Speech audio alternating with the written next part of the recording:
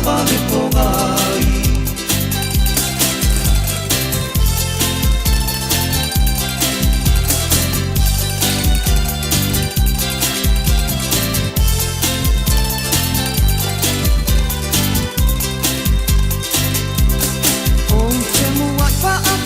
Ile paia Samoana Iyo na tupu matamali Wapa ia lava Ona ole ponei Wapa aito mai Lupe ole tafa Ona ole nua nua Wasusuru mai Ile itu o tala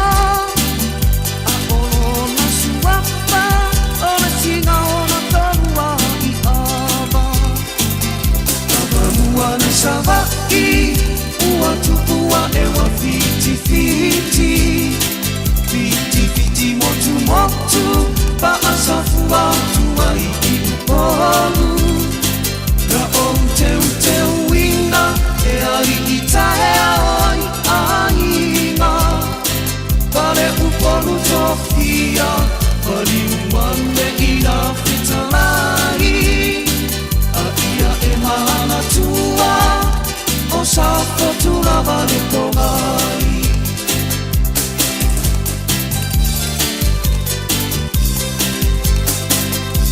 Ia e tali tanu Samoa ilelei upu Ole a ano atamali Ina tupua maisi o unupu Ua mafuai Ne vangana petalai I ava Ole ata ole ama Rufina ona tolua I ava Umata maviki Le saufa inga wataru mamafa Ava muana savaki Ua tupua ewa fiti fiti Fiti fiti motu motu Paasafua tua I upolu Ute wina e ali itae ai ainga Pare upolu tofia Pari umane ina fitalai Aia e ma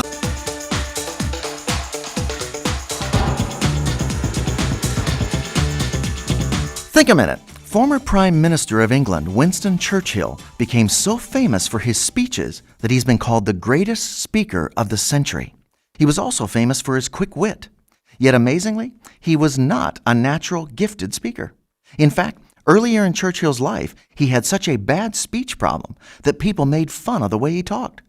Do you know how Churchill changed to become the greatest speaker of the 20th century? He studied and wrote his speeches word for word on paper, and then practiced them countless hours in front of a mirror. He worked at saying each word just the right way, with just the right facial expressions. He also practiced pausing and pretending to struggle to find the right word, although he knew exactly what he was going to say. So even though Winston Churchill was not a naturally good speaker, he disciplined and trained himself to become a great one. You and I can never succeed in life without discipline and hard work. It takes sweat to succeed in our job and career, in school, in sports, in our marriage and family. You see, even if you're born into a rich family or with an intelligent mind and natural talents, you still have to work hard to reach your potential and truly succeed. We still need to get the best education and training we can, as well as to practice and improve our skills. Most importantly, it takes daily discipline to develop the heart and character we want to have. We have to learn to control and change our attitudes, our thinking, and our way of doing things every day. It's not natural or easy for us to quickly forgive someone who hurts us. It's not natural or easy to always be honest, no matter what we can get away with or how much it costs us. So we need help. And today, you can start by asking Jesus to take control of your heart and character. Remember, God will do for you what you cannot do for yourself, but He will not do for you what you can do. So with His power and help, plus your work and sweat, you can start making the changes you need for your success. Just think a minute. If you'd like a free CD of our top 40 programs, write to us on the internet at www.thinkaminute.com and catch us tomorrow at this same time when we stop and think a minute. Talofa o tofinga le tau tala ma eselo fifia whanonga le breakfast le Radio Samoa o te maa o nai.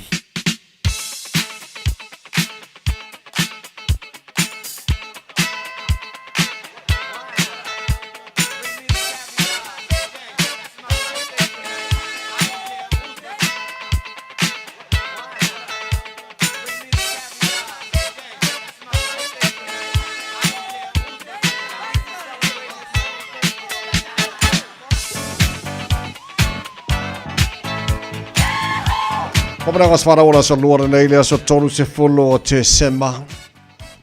Wa matala nei ma le telefoni pe a mawhaiona e wala mai mo molisi alo whaanga I se tasi o whamanatu. Lo na aso soifua le nei aso o le na. Ngale wa makana ke le fongi o le kuaia oe ar ke le fongi ngā mtala mo oe tolu fitu. Tasi lima iwa tolu. Mawhaina whaangale I meli o lo matala fo ile I meli mo oe le nei tae ao. On air radiosamoa.co.nz. Ja, ma le tātou Facebook ma YouTube Radio Samoa. E pule e po whewanga nei ma venga bela whamni angas whanau nei tai au. Nam talatu telefoni, emaili, Facebook ma YouTube Radio Samoa. Se o wawai atu o le whamni anga nei ma le tātou emaili. Ile nei tai au o le vi inga ma whaftai le tua o le aso sifua. Tilani finau fasito taima sa te puala o le vinga wan whaftai fo I le tua lana pule whasoifua mai se o lona lofa ta tama le umwhai ai e le fine I a tilani finau fasito taima sa te puala au lia marfifia mai lona ono te usanga I le so o le te talo I a sanga whamoni le tua I a te oere pele to anga I le aonga sa whapere lotu Ia tu mau I o winga tau safia, malo stai, whamuri ele tua I lo wola tupua e, mātou te alo lofa tele mo oe le pele. Once again, big happy birthday baby. Alofa anga mai your grandparents, malo tau au kilani, Matipolo. Mai se o aunties and your uncles, your cousins, your one and only sister, Veronica. Whasitile o mātua I Johnny, Mafau. We love you Pele, Tilani Finau. But we tell lava ia lo wasa whanau I le so. O le whamunianga na se o wawai atu o le whamunianga mai le tātou Facebook. O le whamunianga nei mo le tina peleina ia Epi, Filippo Uti, Tacoma, America, All Glory, ma le viinga ave le tua o le so. Ua whamanatuna ai ia lo wasa soifua. Tele nei tau sanga o whapopo le tua ia te oe.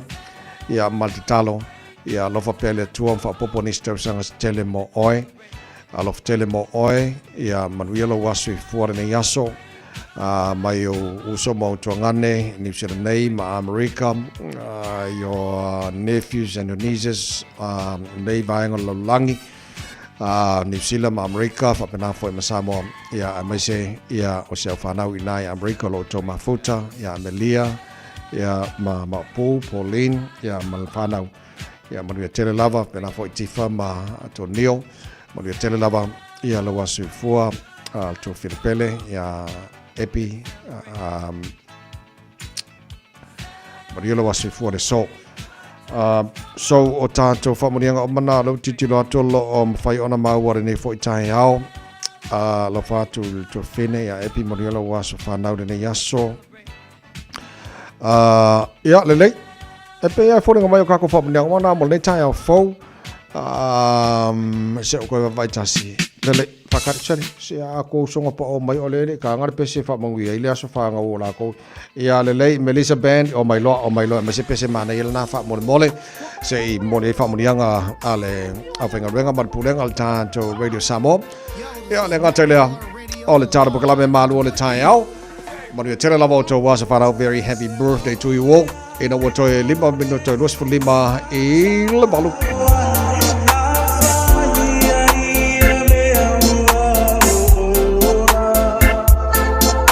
Sile para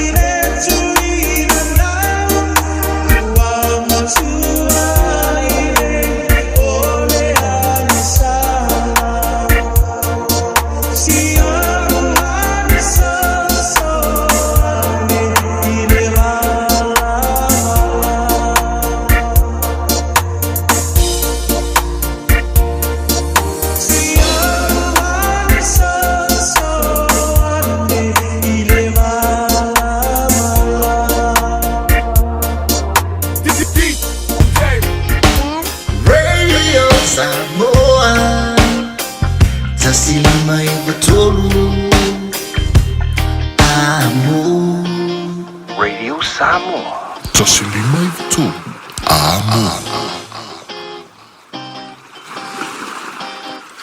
Are you and your whānau fully immunised against measles? Measles is serious. It spreads fast and can cause severe illness. Your best protection is 2 doses of the measles vaccine. So, now's the time to check if you and your whānau have received both doses. If you haven't, It's not too late to catch up. Book your immunisation today. It's free for most people. Find out more at info.health.nz/measles. Tali, ka ngā la ukang whaile sa. Ma whaile snapper. Hai, I le maua e la waka. Ma whaile angai. Ke rua mauala lau whai eiwhi. O ka, umma upu. Ai, ko pe tau no mai rau sa shimni sa mani. Ia, se kau mai, o whenga whakau e koui. O le kiwi fish. Le kiwi fish. O se whalei a Felisi au Kilani. E te maua o mai tau mawhaola sami. Susu mai I le 5 Car Road, Mount Ruskell. Te tala I le ono aso. Mai le aso lua I le aso sa. Mai le se fulu I le tae au. A fio mai loa I le kiwi fish. I le 5 Car Road I Mount Ruskell. Ta alofa Samoa. E mawhairu sosoni atu Dr. Chen I ngase o le maisoka, toto maulonga, ti ngā le tino, whapaui no pauna, maisela, mangeso ma le kānesa. Maua le tia whaamamai lo puta ma le paste mo nifo tinga ma le whaamalongi no lo fufonga. Whapea product po o loha e sosoni e whaala ma le mole ma dark spots o fulinga. Ua tele ungali I ua mawala to pepe o nar sosoni a Dr. Chen. Ala au noi le lua fituono tolu fitu. Lua fituono tolu fitu, pe a fiuane I le lua ono, Great South Road I Otahu. So, se fulma le ono minu jolo talo le tula valua talaba sabo pe tala valu le tayo nei fa talofa jama a wong. Ebo feau, good morning. Pele fa lili, thank you Pele. Fa afte tele lava, lava tu marin le tayo. Lievi, good morning. Malozu yanga or ko kele yel va ngare fa vale le fua semi, good morning sir. Fa aftai le fa te mai. Se manu mi kaide te filo. Alo fa aftai Ram the Moore, good morning. Rose, my man. La patuzo. Fa te tele and abeau la ama fa vai the king. La patuzo le tai fa te tele lava. Pe no tia fam fa vi fiang al tai au. Chol pu leo am. Ala ko ngar wengo mo mai banga di sam.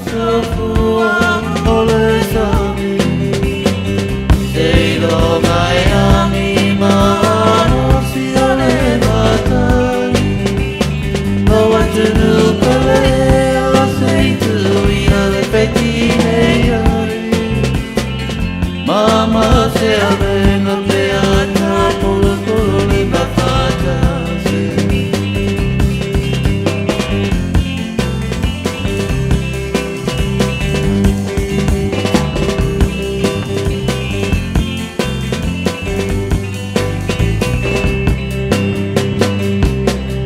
Tatina peoni fieta tu a fae ina si tu atiro wale tu no ina le ala fole tu I saw you to fai you I am one si tu mana tu a fae le tava e baba e si ona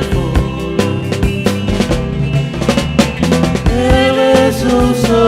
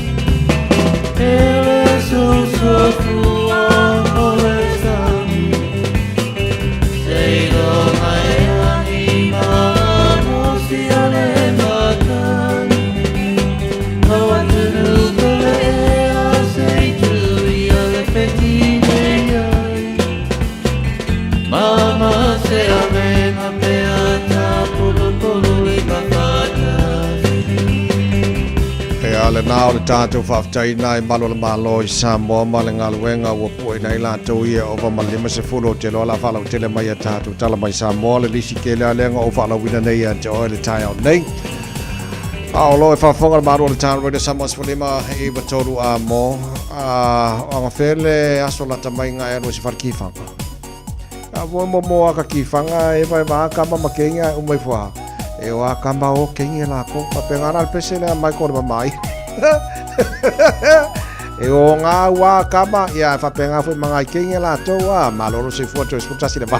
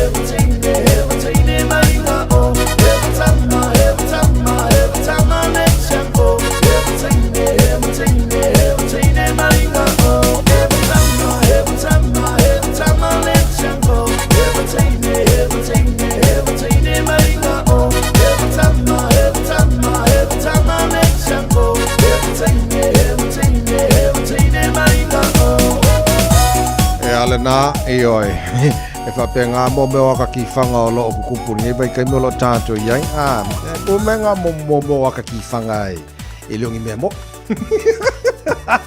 to e fitu i le bar patalo persona ya en fale lotto lo ma futa mai vai pasetai uso lo fatto nei tai ma lo la per si fu manuia tai lo pole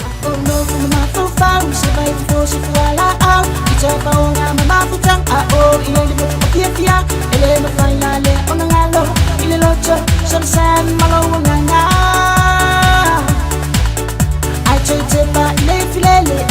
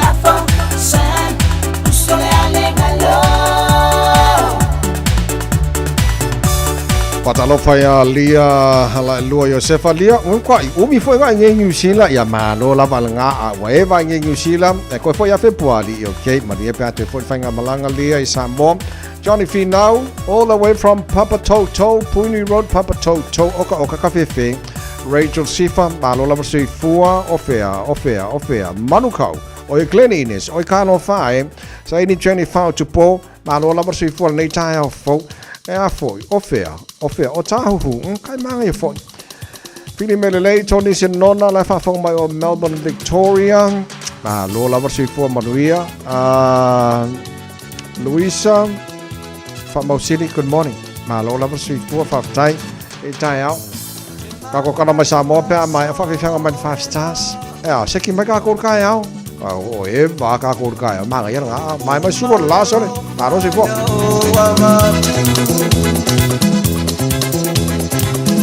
Maali umapoina yo manati Wale ai maseisi wana oa Angi maya sema tangi sema moni etua yo walofane Ira upele wale mafailo fatuona tata lele Wa umisia oi Tawawina matelo fa amoy moy Tate taliton wele lua fungania uioe Sunga uasili oele manongi mai Ila au umasa o uiane ai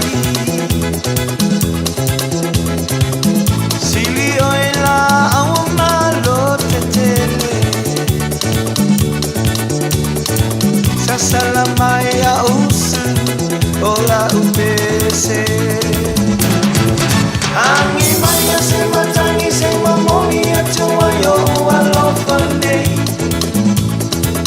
Ila upele wale mafailo fatuona tata lele Wao misia oi Tawawina matelo fa moi moi Tate taliton wele lua fungania uioe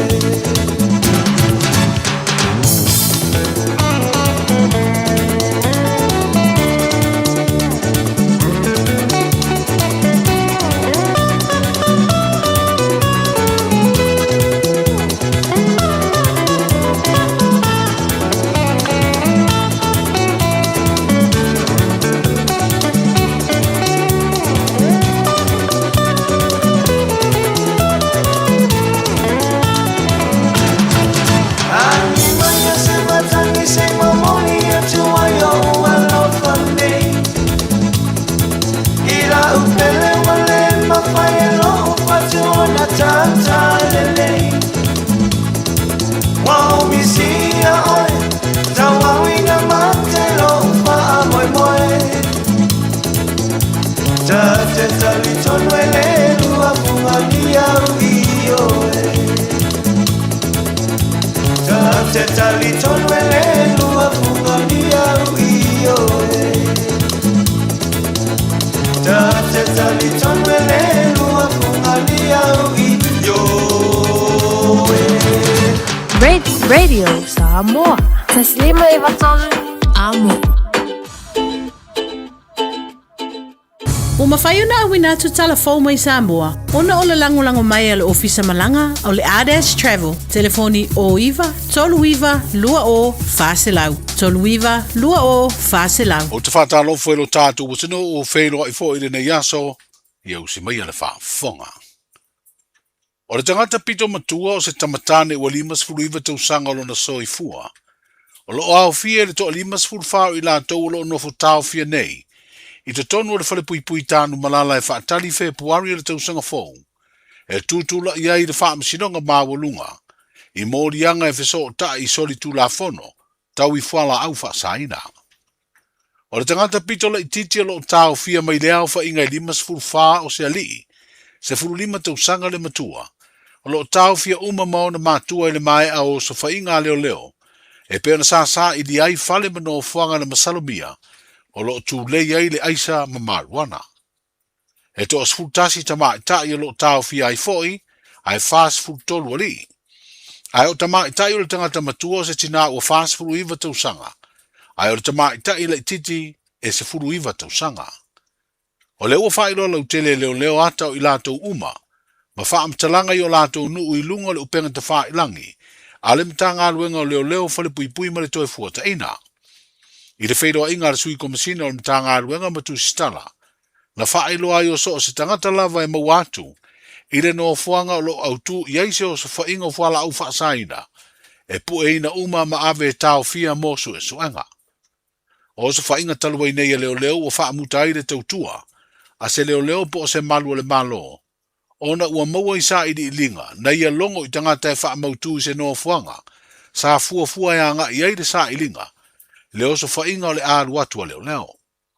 O le atu langa wa whailo ai e le sui komsina, le sunga li atau le sa Samuelu a masanga. E le ai se ava noa e toi whainga aruenga ai se leo e wha maonia, na te tau ma whailoa se o so whainga, e sa i di ai fuala au wha saina. O le mai au se whailo inga whaife au e kalesia kerisiano, o lo avea masui o le fono e kalesia so whaatasi i Samoa, ma le fionga i le pāle mi o le tātu utunu ua whailo ai e le teitai o le malo. O le ua tāti atu i le so whaatasi e kalesia, e sila i tūlanga o iei tāpua inga malotu le atunu, po o ngā tasi ma o ngā le lotu kerisiano, o lo whaavai ai Samoa.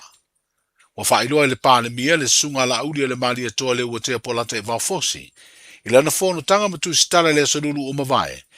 O se finangalo le fono e kalesia, e whautua i nai le malo i se tūlanga o le anga i ai, se fuafuanga i le whaono ilo ai o le whaavae. Le e peo na si la fia lo maua ai le vaenga sfultasi, o lo whaasino i le saolo tonga o lotu, ma le saolo tonga o tangata e tāpua i ai. Whaitau te pui pui le tunu, on tātou wa aile i mautu tātou whaavae i le pui puinga, e whaavae le tua Samoa. O loo le nā tel tununga ma le tel tununga na o le whatua tua i le tua Samoa o tasi. I le o malana i le temin nei.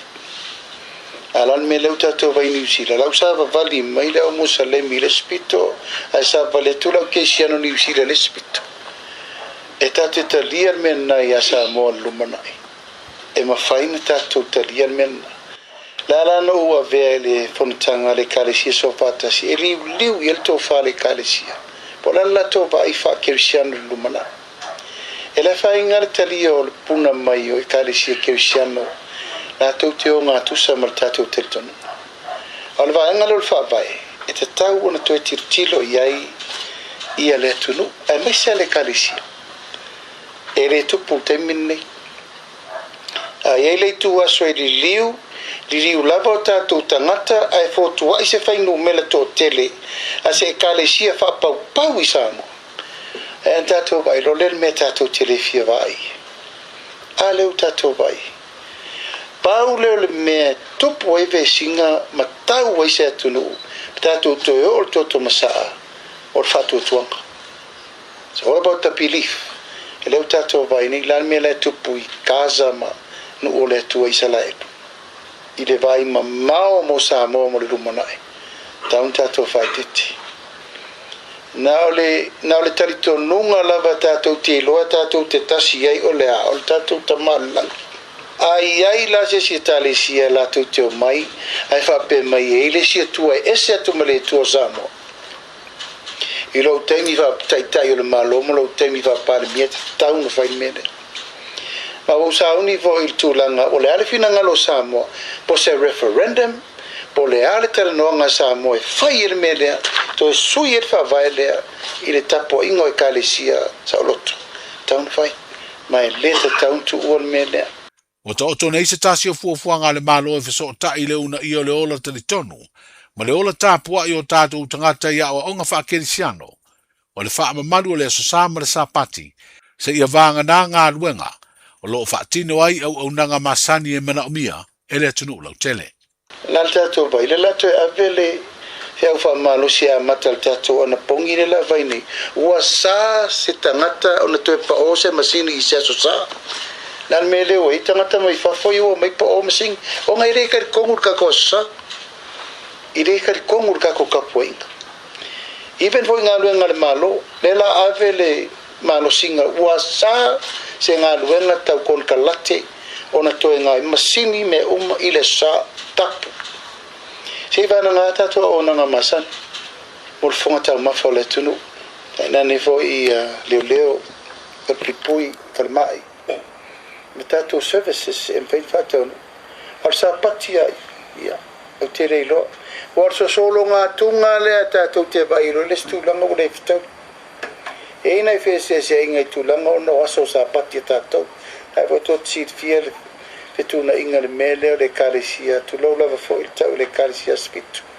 Langa eisi la o le lifa ma le tātou sa pati eisi. O la lava tū mau o la stonga I o la tō fo I. A o le talitonunga. O le ese o aso. A o le talitonunga. Tasi ale tuam wha madula to zapati. Le fionga le pālemia, sunga la auri le mali toa le ua te apolata e wafosi, I le fono masani ma le vasenga o tu stanga. O le ua I eise suinga I whinga wha vai alo tātou malo. E wha sino le wha mamaina o tawhita whaalo o nuu mawhio anga I tu malo ese o le tunu. E peo na wha tino le te minei lea ngā ruenga e nisi o kona kalate mo vau. O le ua yeire fuafuanga e amata le tausanga wha le tupe lua o lua ono, I le lua o lua fitu. Le whai o lea ngā luenga e whono wha vaya nuo I tū malo o wha tino I lea tautua, ia mao se suinga o le a mawaini tupe wha o popo, e nuu mawhio anga. O le a wha au lava ngā luenga kona karate, I le wha mamaina o no fuanga, e pei o vai vau te tele le o yeini whale o ainga o nuu, ai maise no fuanga le taulanga o pia. Leo lo wha ma le vau ma le lapisi e kon karate. E wha miliona ono se la wafeta lale au wha ingo se seleni, o le a au mai tupe le fuafua ina le malo. Ua fuafua nei e wha alu e toe wha le iai wha le tonu o le mauta wha masino au tui muri nuu. Lea e le ngata o lo avea mano fuanga au tu o le mtanga aluenga o wha masinonga. Ai o lo iai mapotu o le wha masinonga o soli ngā tu la fono, ma le wha masinonga o whanua maswafa. O whaeloe le pāne mia le whaeloe inga matu sitala ele I mai a le tausanga fōrua o luono. O te tau na mai a lea ngā luenga e toe whono ai le vaenga pito I lunga o le mauta. O na wā a fia potu e whai ai wha amsinonga maisi ngā luenga. I le tutulu pe ao ina mamafa ma malosi ti munga. O le mauta wha amsino na fausia se fiso swani. A le malo saina ua na wha mea lo fai. Le lua se lau afe tā la e amatai le ngā luenga toe wha le leia o lea mauta. O le tausanga lua fesfuru le masino I Anuari, na umusama te talaloa I aile mauta wha masino I Mulinoo. A ele se furu lima aile nei o tausanga talu na mai a fausia, o tula I mai wha le tonu e peo na mafu aile wha I unga le kāpeneta. E wha o ngā le wha tesi ma leono miliona tā la mai tupe le fuafuaina, e wha tino ai ngā luenga e fō I ai ia wha le tonu. O wha tino nei le mtanga luenga o wha ato anga se fesoa swani, o ngā lulu e whatasi ai ma le asosio pisi nisi wha moe ngā lango meli Samoa. I se tau mawhainga e titina le siama e tā ua, o le American Foul Brood, wa fiai nisi o ati na e wha pea I lo tātu watano. O atina e si usenga manu utula lata iai wanga iai le ngā luenga. Leo wa whana ai se vaila au se tau mawhainga i titina i a mate lea siama. Wa whaalia se pepa o whaamtalanga. O le tausanga lua fesifulu ono na fia i fo i atina e langomedi i lea siama. Ma o ngā luenga whaana tinati sa whaia na waweo na tineia matoe saunga le mua i atina e. O lo mawai le meli sua malie po le hani. O se tasi o loa tau tāu mawhai to tere tangata e mana o mia. Ai wha o ngā foi. I tā penanga mō le ngau singa o nisi o mea tāu mawha, e mawai le soifua malolo ina le lei. O ave le whau tuanga le mtanga luenga o wha atoanga ma le asosio pisi nisi wha moe ngā langomeri, i pule ngā matai o nuu mawhio anga lo anga i ere nei ngā luenga, ina ia wha awa no ane o lato whanua e wha atino ai le whanaina o le siama, wa fiai le ola le lei o langomeri, a wā le ati na e o le meli sua malie i lo tātou tino. Manuia le nei aso i fuafuanga, soifua. Talofa, we're the Katinas. Talofa, this is Pat Lam. Talofa lava o aola pi Mariner. Mau pelo li tio. I le radio Samoa tasi lima iwa tolu amo.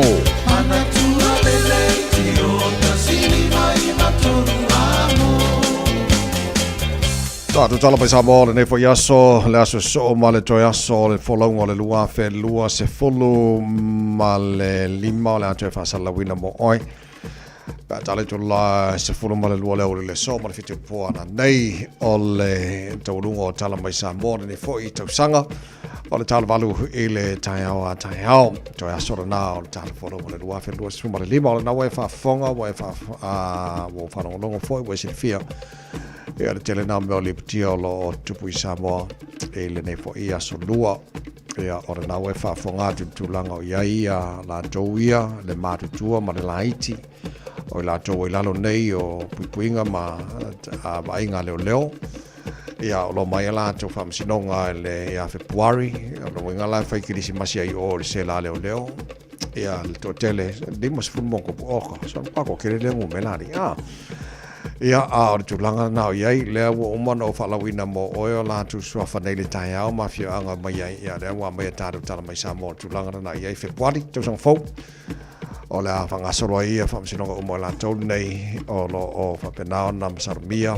i le a fia le ngata o le meth ia po le aisa marijuana la au whasaina la malosi ia mawaenga mwhapena ia le a whapenao na whasoroa ia la tu foi whamsinonga ia Februari lua wheluasu ma le ono pēr tātou lia le tau sang fau Finangalo le whionga le te tai o tātou malo tu nātu i le whono sofa tasi ia e kalesia mo so lātou foi so alo pulenga o le mta upu ai longa whaingo fie i te tai o e kalesia te tasi ai i tu atu o ia vaenga o te lo afifi ai se langona ina ia tasi le taltununga e whaingo fie whono wha le tātou malo i le tulanga o le whakiusiano i tono Samoa a tonu nei te ua whai nei nisi o e kalesia e le tusafa tu tuanga malau ke usiano ia ai e lama wala so ala pulei nei vaenga i tono le tonu ia walanga o te loa le te mantua tau sanga le na le leva te latu tau sanga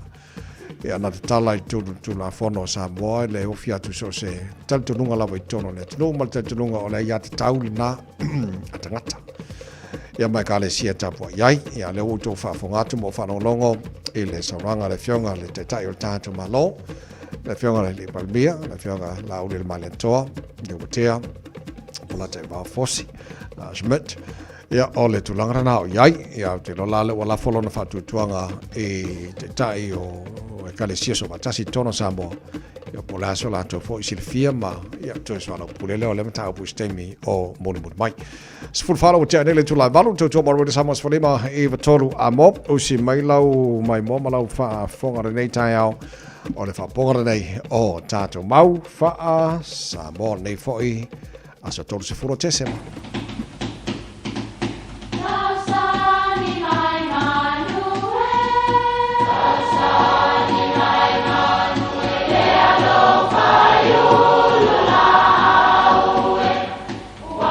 E o whanga manu i ululu o la au, awa e whawhanga i funga o la au.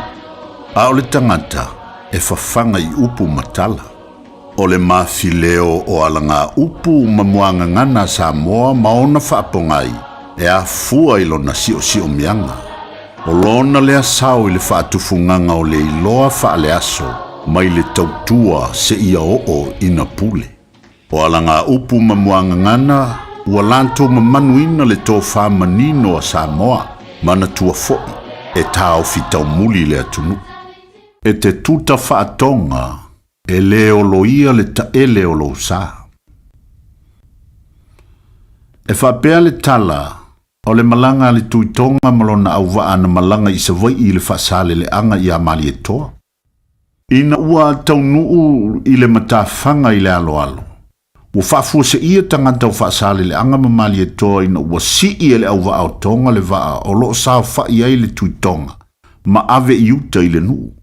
Mana tua foi, o le tū lea maleanga nuu o le malo tonga e whai i lo lato tupu pe a malanga i le sami. Ina ia aua ne ia whaina le tino le waa i lona taele ne i oloia. E masani o na whao ngā e tula whale tau malai po o le fioanga. O lo tali malo upu nei e tali atuai i le launga a le malanga. E iai lava le tali tonunga i le nai tū ma le fitaleinga mawalunga. E tuta whatonga lava lo saa pe a tala mai ao ma maliu mai. O lo tanto nuu lava le nei. E le tau olo ia le taele o lo sa. Ia o upu nai masani o na whaonga ai e tula fale i ala tau wheilo inga. Ia manuia lau whaasau mal nei asu.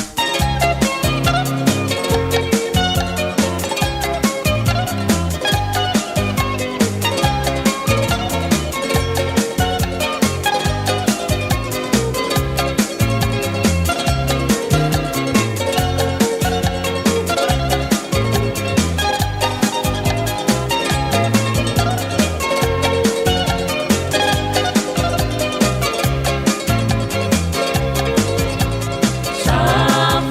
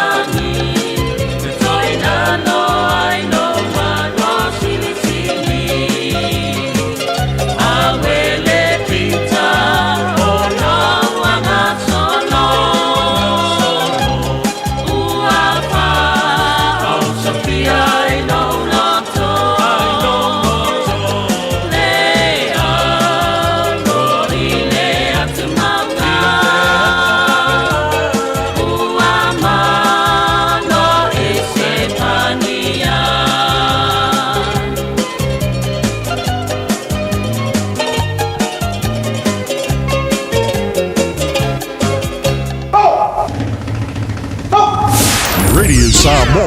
Tasilima Ivatolu Amo.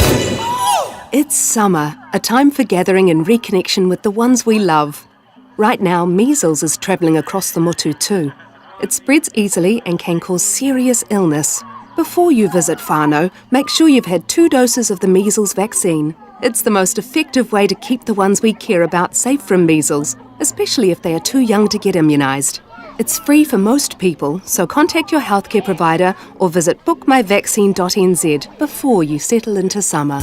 Mo tupe fa mo moli Samoa mana tua loa le Pacific Easy. Oro fa o pe le tatu fa pitoa nao le lima tala tongi pe ai fa nga ina le Pacific Easy app. E fa tino yo tupe fa mo moni mai lau telefoni fe me ai. Olo ava no fo le tatu direct transfer ti posi mai lau tupe le tatu account. Ma fa mo ina fa sidi lungo telefoni. Ma fa tino la fo ina lau tupe ai nga fa pitoa. Mo le tongi no pidio le vai mo li tonga tupe so se fa le tupe Samoa pe to tongi no nga tupe e le nupi fa Samoa House Corporation por Samoa Land. Ma so se au tanga Samoa o lo pa fai na fatino uma ele tatu au nanga o le Easy Pay mana tu o fa so polia so se vai ngadu sila yo tatu la o lo ava no fo yo tatu office tolu yo tara o tahu huma mangele pe fa ngal Pacific Easy app por direct transfer e fa sa o lo taimi I see do na fa sa o ina tu pe o tonga tale ben sini mon hisi fam talanga bala au le o var se lau o tasi ono no po numero masani au kilani o le lua fitu ono fitu iva fitu fa male lua fitu ono fitu iva valu fa Pacific Easy o la ba anga mo tu pe fa mo modi Samoa. Ole lava vai le whanau nu whawhale le taimi o tuang. Mana mia se no fuanga I whaafia ili ainga ato. Ta pena re ainga ato, mo se ta whaonga matau tia I le Crystal Mountain. O matala nei le Mystery Mountain. Ola o tele ta alunga ese mo le whanau. Tanga I maleofo I le Dinosaur Gully. Titia I le Express Train. Mamatamata I le Animal Park. Masau wane le Speed Gonzales Roller Coaster. Ma awane ingalo le Crystal Mine Museum. Mata mo fiele aso mo le ainga atoa. Le Crystal Mountain, Valusfulu, Candia Road, Swanson, Okilani. PSIasi I le crystalmountain.co.nz. Ua whaatonu lau whanau I sia o ngā amata. A whai e te alala I mangeli sa sa e po o nuu tūtua oi, whaafafonga le lei mai. O lea wau whantu le whetūta I ala o ngā amata, le tolu se fulu I tūla e a o ngā fuai whanau, mai le tasi o I le 5 tausanga le mātutua I le vaiaso. I oe, maua fua fo I tau mawha, walau lo le whetūta I ala o ngā amata, I le olua tasi tolu 5, fitu valu iwa fitu, olua tasi tolu 5, fitu valu iwa fitu, mo se avanoa o lo walo. Lo se wala o tele tula valu le whafonga le proklame malo le tai aru de Samoa Sfalima I batoru a mo na sosani le whasalunga le na matu nei le Pacific Easy money transfer whatala whatu pulinga mala whenga ruenga Pacific Easy o le au le whaere Chrisi Masi e le whasilanga na tu inatu tapunia alo I el tatu ofisa o tahuhu ai o lo talapea tātou ofisa I Otara, mane tau lang whatau mange le maltelo I si o lātou la lao lo whasapoli ai tātou I Aukilani, mani si la atoa, whamod mole so nā na sosoni atu. Ina nei te oeanga I ane o tāhuhu o le whaasitilanga le nā matu le whari Krisimasi o tāpuni alo I ala lātou ofisa na nā. Ia le umanetu sanga, ia na o tātou ofisa nā lo talapea o Otara, ia ma le tau lang whatau mange le, ia maltelo isi o tātou la lao lo whangaso o lo tala. A wā tātou tupe lafu I Samoa, tau tuara na Pacific Easy, money transfer la paangara nā mo tupe whamoni I Samoa. Malo whaftaila tanu, whatas mai nei tai au, Luisa whamausiri la whafonga mai o Seattle, fan al tāra bukalame, Luisa, malo whaftai tele lava, whatas mai nei fwoi tai au fau, Nehemia Yeremia, good morning, mafuta mai mangele, malo lava si fwoi nei tai au fau, kalama ainga maua, malo whaftaile whatas mai tāra pakalame nei fwoi tai au fau, Luisio, good morning sir, wow, seki ka oisa, mangaia, Kalika Joe, whafonga mai ta kanainai, ta kanini, malo si fwoi moria nei tai au fau, tulanga, Ava de pule, ma lor si fo maria nei tai la whafonga mai o Dubai, alo mafuta mai tāra pakalame nei tai au, Da Vinci Leonard, Leonard nei tai au, good morning, ma lor Sal Bista, good morning, nei tai au, Malo whaftail whatas maltara pukalame, Taito, malo si fua, Tolu Mareko, lai whafonga mai o Lakewood, Washington. Good morning, sir. Malo, good afternoon, mo Tokyo Bell, Amerikala. Le late Sofia Ioane, ole aso luar ngai, e puri arka kailanga kongu a Sofia. le leo tāra paanga o manana nei tai au fou. Whela mai whaafonga mai nei maanga o tai alo whātu. Nei tai au fou i a te oi. Man whai sipu ti o le tai au. Le lei a le piki o le kai au to le lei le moa. E ngā whai le lei a leo au kiuki mau ngā ruenga. Veli le vā o le garden. Pe bari le pā le mai le suro le la le tai au. E po na whai kia ke vai runga malai ka polo a mon sanga whai ngā mea. Pe se tā, le sa leo tua nai. O oe ao lo whapa mai. A ole la kungoto atu Itasi lava lo ufa a moe moe O oe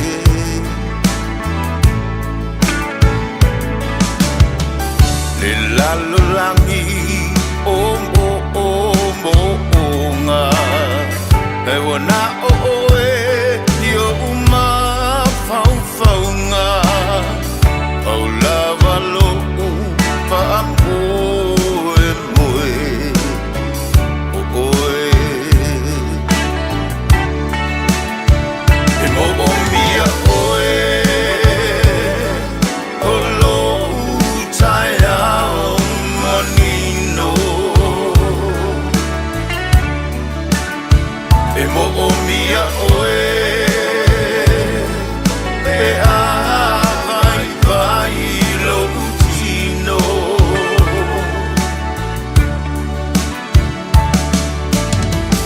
O oe o lo umano si anga A o mai o aso le anga Au lava lo ufa moe moe O oe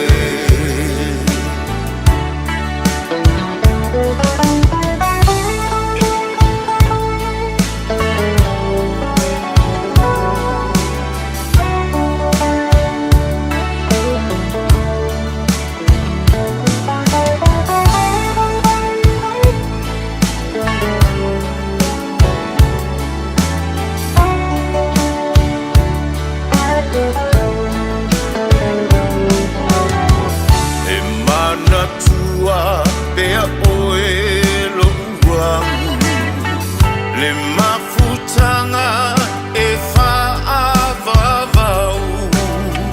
O folinga e la lelei Tumau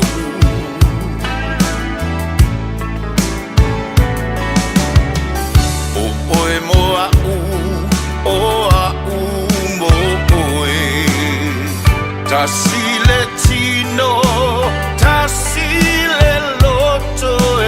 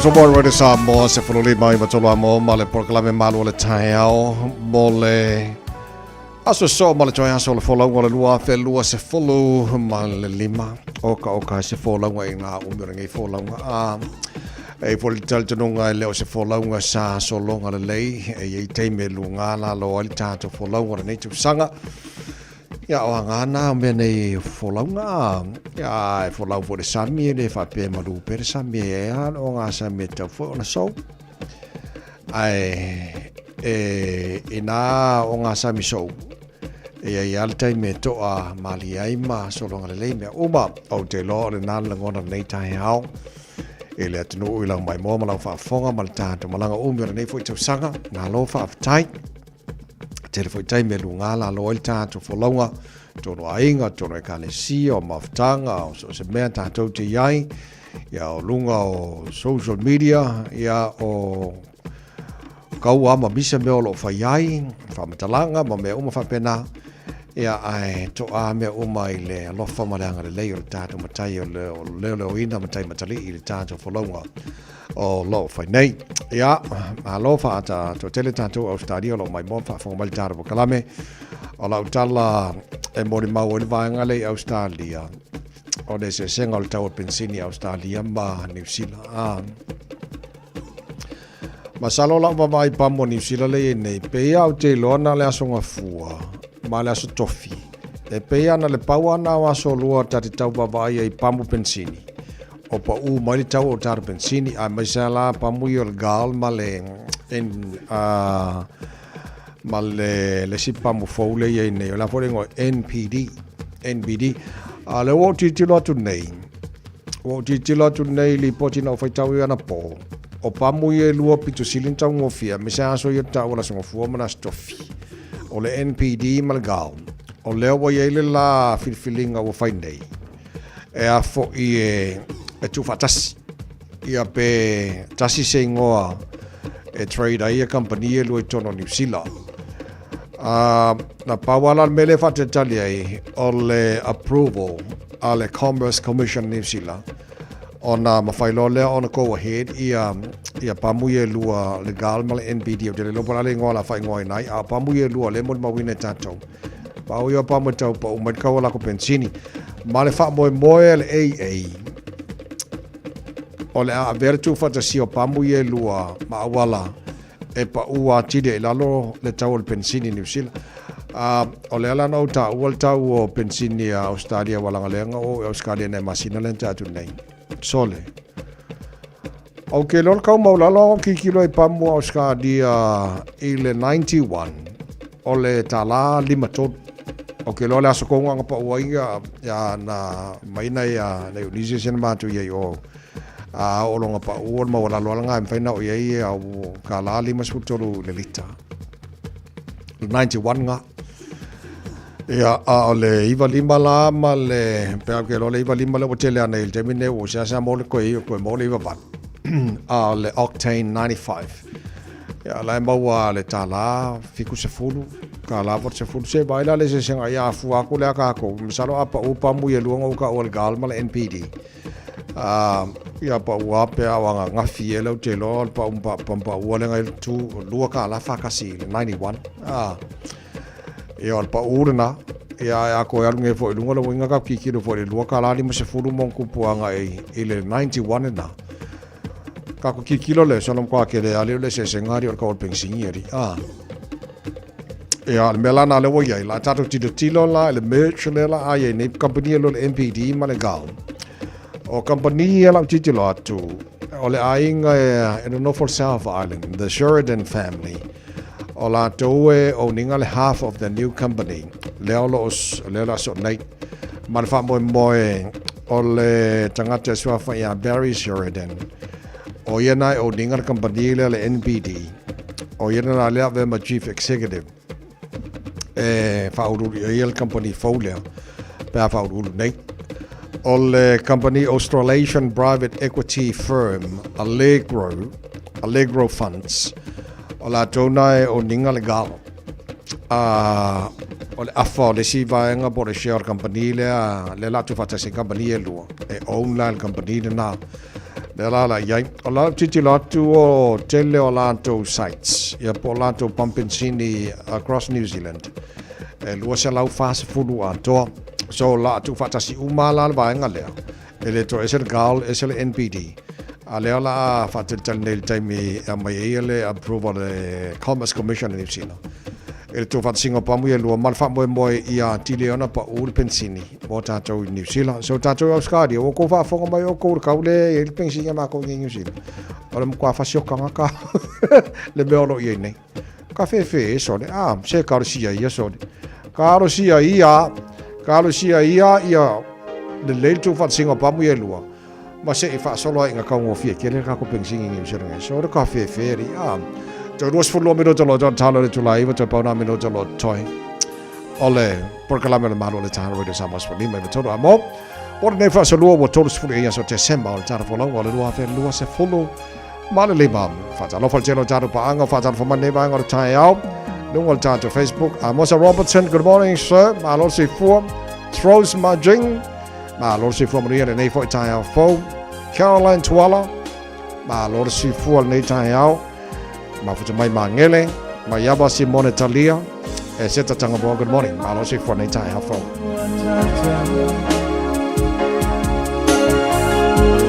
Legi atangi ala mau Folinga eleingwa De ai fo ise faitioga De ata file muio fofonga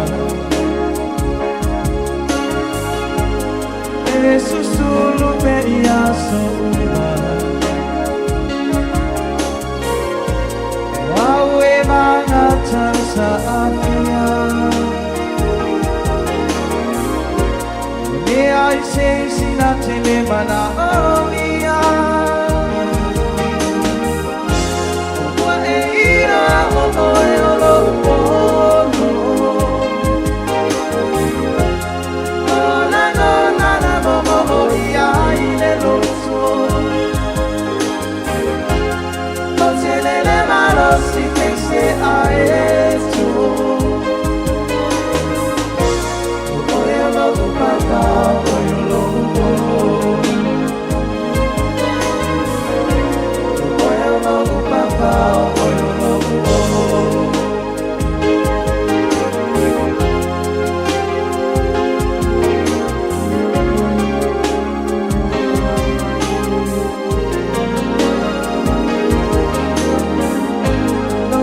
Fale kotani lo uolaga Wa ave ale amanita nita Apaye abanoa o utofanga Le ai se winga ole le iola Apaye motu siani masaniga Wana oso watasi yo utiwina Se vai e asuma yo lima Fa amalu aina yo ulagona Wa eina o oe o lo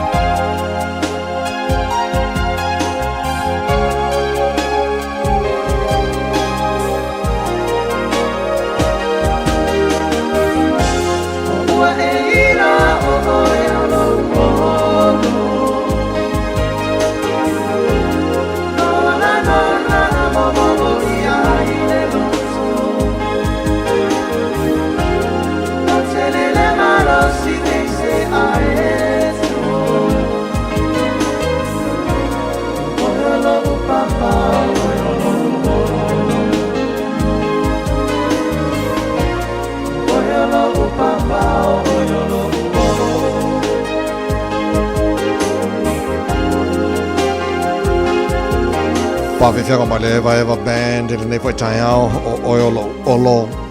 Au tātu i toi se 45 minuta no tōre tālo le tū la.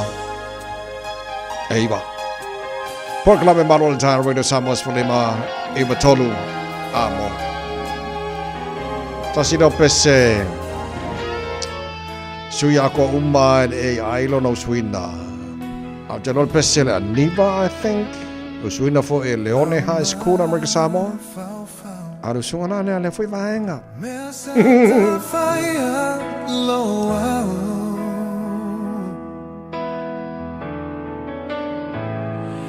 Aule nei wale taulau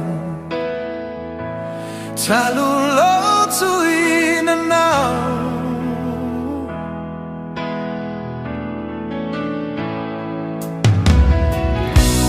Au fea foi ole mau lo toe Se manu e taunu te wha mo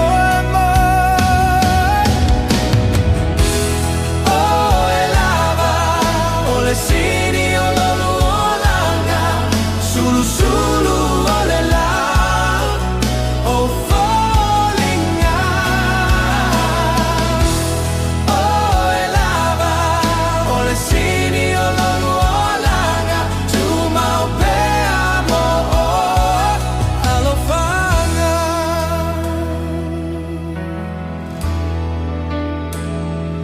Mo e lava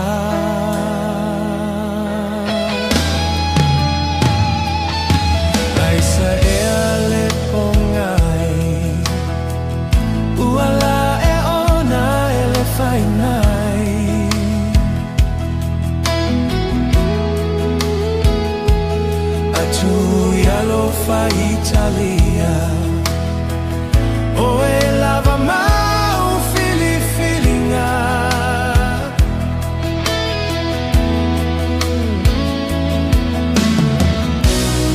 Au ile au uma foi so manatu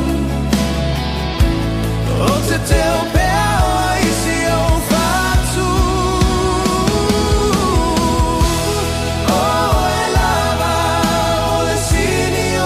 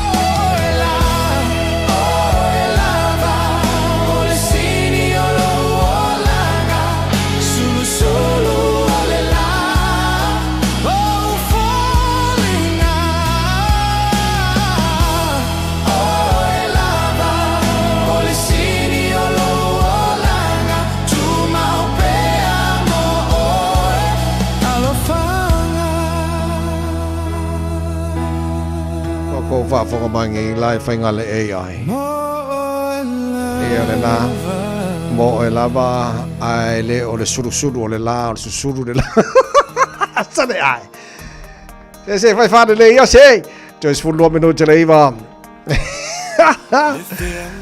ngai musica fu i fa se marier ka ya ole aso corse fu ce se ma a bebe mai o mata a fa ta fai a wanga e ni pe au la langa e tinga o ai o fatu o tama Savini imamala o au moe ngatama lotalo toe via Havana Tomai ale au afa o malama iananga e momoli ai lotanga lala Oi oi awela ta pele pele Ole alo famoni lefte ole ole Talole asosi vale loto vale Ota ota nafta eta fe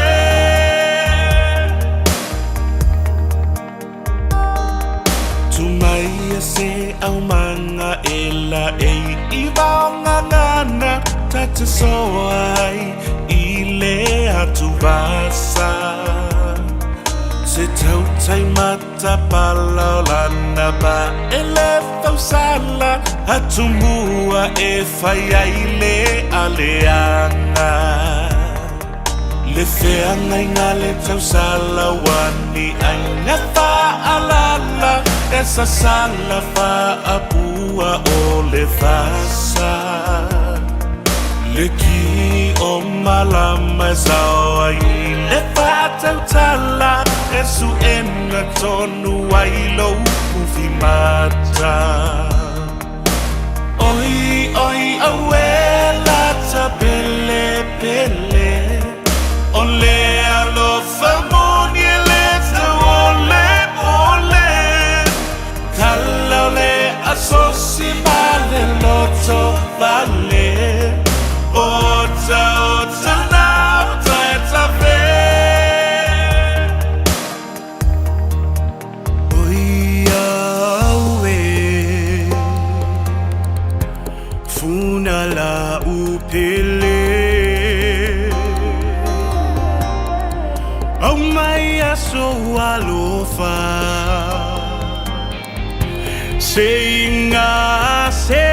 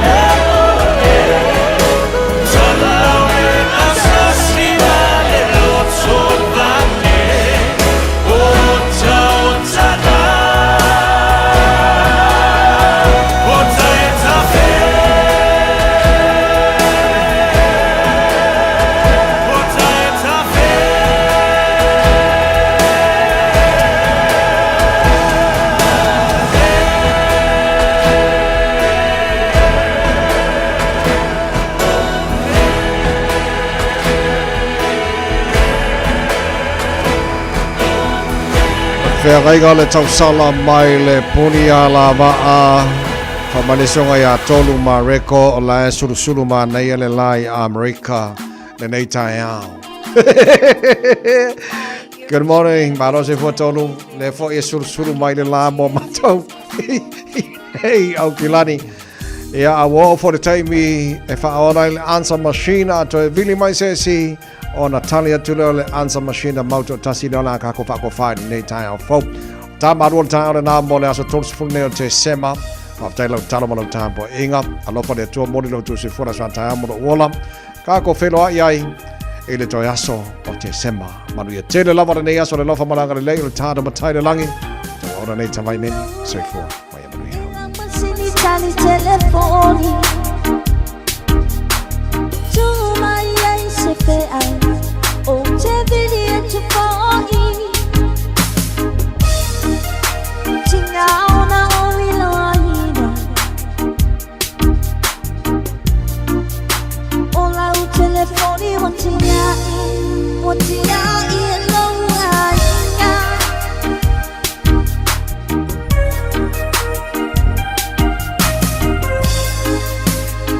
Te vidi e tu bel Una ono leo malu O te fia fa alongo ai O te fia fa alongo ya Iwa la balea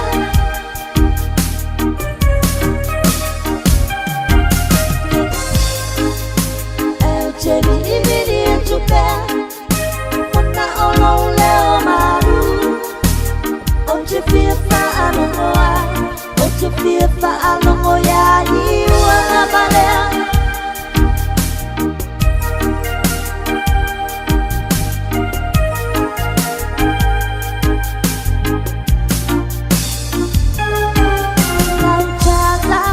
Lautala muni muni tele ia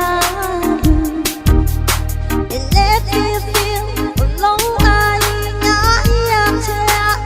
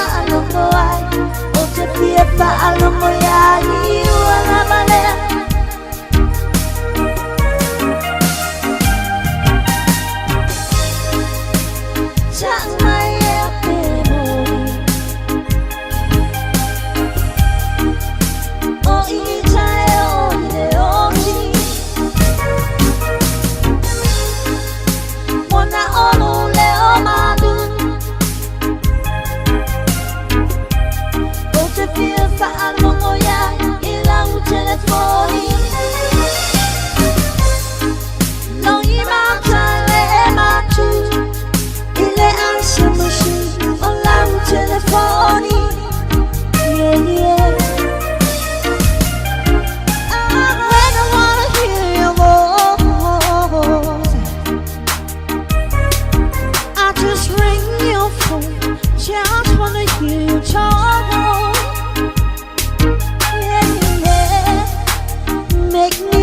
so close to you. Baby, you know I'm trying. I'm so sad, deep inside. Yeah, but I'll keep on ringing till the end of time. Baby, don't leave me this way. Baby, please don't leave me this way. Yeah, yeah.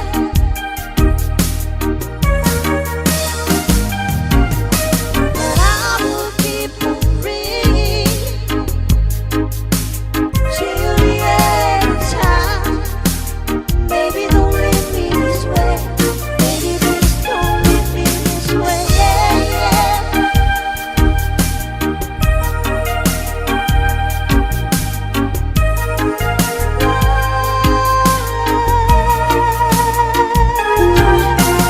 Lola, ilang masinitali telefoni. Say to my eyes, say that tell Tebili to fall in. Sing out now, we know I need. Hola, u telefoni, what ya low I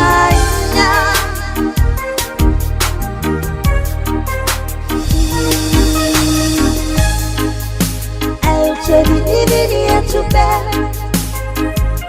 One now, no, Leo, my good. Oh, to feel far, no more. Oh, to feel far, no more. Yali, Uala, Balea.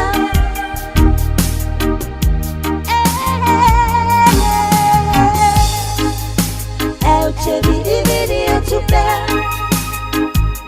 One now, no, Leo, my good.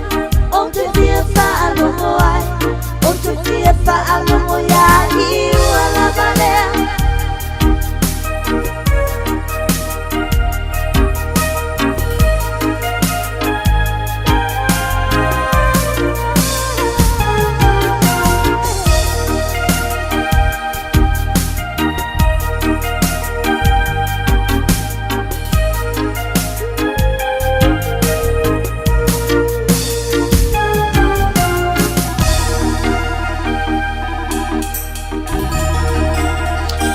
Hi, you've reached me at a busy time. Please leave a message and I'll get back to you as soon as possible.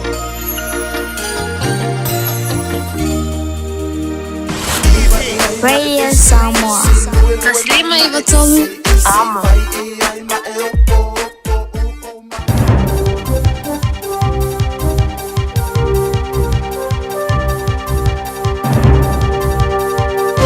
In this update, police have confirmed the first fatality of New Zealand's Christmas road toll period. A man's died in hospital after being struck by a car on Napier's McGrath Street on Saturday night. Severe weather has cut power to thousands across Manawatu, Horowhenua, Kapiti Coast and the area north of Westport. Fallen trees have closed a stretch of State Highway 57 south of Palmerston North. A second world leader has joined US President at his Florida home within days for peace talks. It's expected Donald Trump and Israel's Benjamin Netanyahu are discussing the Gaza peace plan. Ukraine's Volodymyr Zelensky travelled to Florida yesterday, discussing moves to end the war with Russia. Our Defence Force has covered hundreds of thousands of kilometres in patrols this year, helping to enforce sanctions on North Korea. HMNZS Aotearoa and an Air Force Poseidon P-85 patrolled East Asian waters in November, bolstering UN sanctions. They witnessed 7 possibly illegal ship-to-ship transfers and identified 66 vessels of interest. Poseidon Wing Commander Mike Chadwick says they've been important patrols. To prevent any sort of additional enhancement to their ballistic missile program, and it's really looking at sanctions against the import of coal, but primarily petroleum and oil products as well. That's news. In sport, the International Cricket Council's rated Melbourne's Boxing Day Ashes pitch unsatisfactory and issued a demerit point.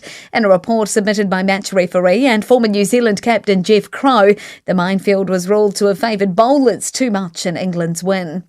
The glory of crossing the line first in the Sydney to Hobart yacht race may have been celebrated in bars beyond Constitutional Dock, but the contest for the Tattersall Cup to crown the overall handicap winner remains on the water. Division 6 boat Min River currently leads with 31 nautical miles to cover. And as fans prepare to surgically prise open their wallets to attend World Cup football matches next year, FIFA governing body President Gianni Infantino has defended the cost on the basis of crazy demand over supply. Group stage tickets are up to 3 times the price of those for the 2022 tournament in Qatar. Infantino says up to 7 million tickets were on sale, and in 15 days they received 150 million requests. That's sport. I'm Claire Sherwood. Radio Samoa. Taslima Ivatolu. Amo. It's summer, a time for gathering and reconnection with the ones we love. Right now, measles is travelling across the Motu too. It spreads easily and can cause serious illness. We can show our care for whānau and protect them by making sure we're well when we see them. The first symptoms of measles can be a fever, cough, runny nose, red eyes or rash. If you notice any of these, get advice straight away with a free call to Healthline on 0800 611 116. O le Casa Beds and Appliances, o le tali o manaonga, I o loa e whaatotonga ilo mauta, ini tau le lei, toi anangata, e mawai moenga ngao si tutono New Zealand, whaapea se tino fōa o le potumalo lo, laulau ai manafoa, TV, la au pese, usa aisa, masini tā lava, telefoni fe aveai, maisi. A whiu ane loa I le whawhituwha Great North Road o tau, po le tolo whituiva Great North Road I Henderson. Le Casa Beds and Appliances. Telefoni o valu se lau, lua 5 o valu se lau, lua 5 O e mo mia se fai mo limo ngā nuenga o lau mauta, pisinisi po malu tāpua. Manatua lola matavanu electrical o te vanga Filipo a kau o silia male lus ful tausanga o tautua I ngā luenga wha el tise I sā mua mani usila nei. Wala au lola matavanu electrical I le olua tasi lua tolu, iwa wha. Olua tasi lua tolu, iwa wha. Moni quotes pe filo I fo I whatala no ngā luenga o loo fuafua mo le wha I unga o le ring tausanga ai maisele tausanga fau. E mawhai fo yona e emaili I le info@matavanuelectrical.co.nz moni si Fam Talanga.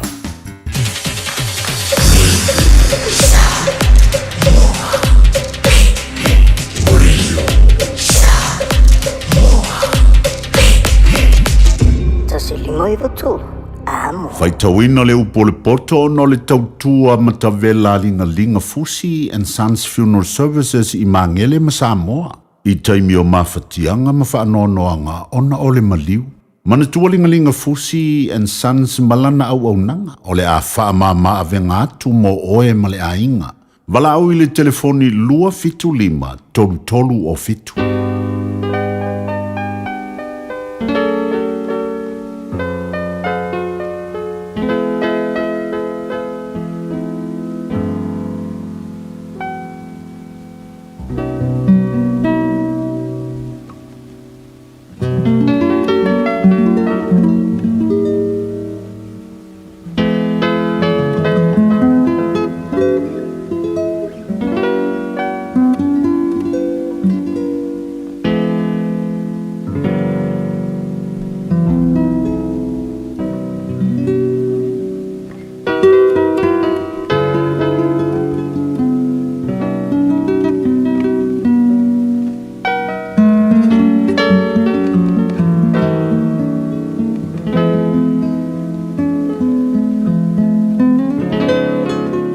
Ia le upo le poto, whataoto mtau pe tolu sifuru.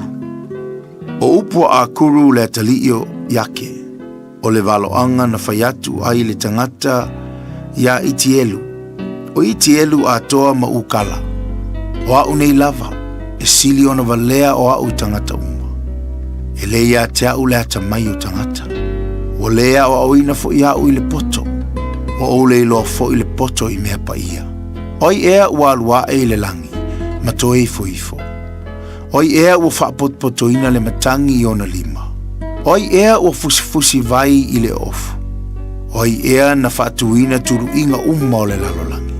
Oi ea lona ingoa. Oi fo I le ingoa o lona atali, pe a whai ua eiloa. Awhionga le atua, ua se a rio ua te a ma leo tauta ia. O le tadi tā lava o ia i e whātua i a te ia. Aua e te whaau popo se upu i ana fionga. Ne ia oa i atu o ia i a te oe, o na tau pepeloina i lea oe. O mea lua ua ole atu ai i a te oe. Aua e te whaafiti mai ai i a te au. Manu o tele i oti, o mea whaatau waa ma upu pepelo. I whaamamao ia i a te au. Aua e te tuu mai i a te au le mativa po le maua. I e whanga mai i a te au i ni mea e ai e te tau mau. Ina ne i o matua ma ona o whaafiti lea. Ma o whaapea, o ai e le li, ina ne i o mativa foi. Ma o ngaui, ma o tau fuaina le suaf, tau fuaina le suaf o lo atu. Aua e te whaaleanga le au auna ilonali. Ina nei whetuu o ia i a te oe ma e no fusala. O ia ili tupulanga e whetuu i lo latou tamā ma lo latou whaamanuia i lo latou tina. O ia ili tupulanga whate i latou o latou mama. Ai lei fufulu e seina o latou ele. O ia ili tupulanga e wha sia na ua o latou mata. Ma wha maua lunga ina o latou lau mata. O ia ili tupulanga o pelu o latou nifo, o polo o latou nifo tui manu. E ai i e pupua ngā tielenu, a toa matangata mātitiva. E te olua fine o le aluka, o lo fai mai, au mai. E tolu mea e le maa ona, o mea e wha ua le fai mai soia, o le tuunga mau, o le manava ua le whanau, o le ele malie i vai. Ma le afi ua le fai mai soia. O mata ua tauemu i le tamā. Ma ino o nou si ustai i le tina. E sā ilia ia e o rewa o le vanu. E aina e tamai a eto. E tolu mea ua whaingatā i a te au. O mea lava e whā au te leiloa. O le ala o le a eto i le langi. O le ala o le ngata i lunga o le papa. O le ala o le waa i te tonu o le sami. Ma le ala o tane i taupo, i le taupo. O lo whapea lava le ala o le whawhine mulilua. Ua ai o ia, ma so loi i lono ngutu, o na whapea ane ai lea o ia. Ua ou le whaia se mea leang. O mea tolu ua whaanga te ina ai le lalolangi. O mea lava e wha na te le lava o no sai ai. O le au na pe a pule o ia. Ma le vale pe a maona o ia i le mea e ai. O le whawhine ino sia pe a no futane o ia. Ma le au no whawhine pe a tuli e sea e ia lona matai whawhine. O mea wha ua la iti i le lalolangi, ai sili ona popoto i lato. O le loi, o le nuu e le malosi, ia. Ai saunia i lato a lato mea e ai le tausanga vevela. O se whanai, o le nuu e le fita ia, ai fai i le papa o lato fale. E le ai se tupu, i se ake wise. Ai o atu i lato, o vaeva ina umalava a lato au. O le pili, e tango atu ona lima, e iai foi o ia i maoto tupu. E tolu mea e matango fi ona sava vali, e fafo i mea ua o fa matango fi.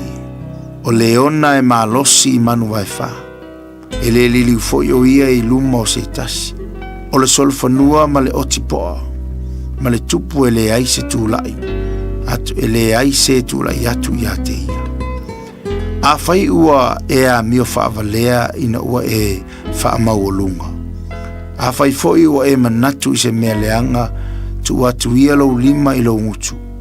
E te tao suasusu, e mauaile suasusu toa. A o omi le isu, o saua i le toto. A whaaoso le ita, o tupu ai le misa.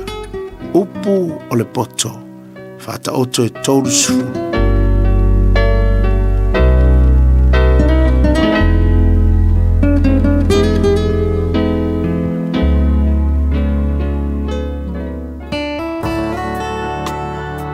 Ua awina atu le upu o le poto i le nei aso o no le langolango mai a linga Fusi and Sons Funeral Services. ua mawhai o na tu whātasia o au nanga tāla whea ngai I ni tau ngofia tele. E whesosoni atu ai, a o whea ngai oe male popole male whememea.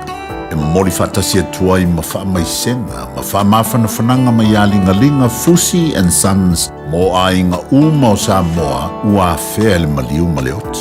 Malau mai loa ia lingalinga Philip Fusi lingalinga, to ia whaapō lingalinga, to ngia si ulavea, pe susu mai I le luas fulwalu Canning Crescent I Mangele.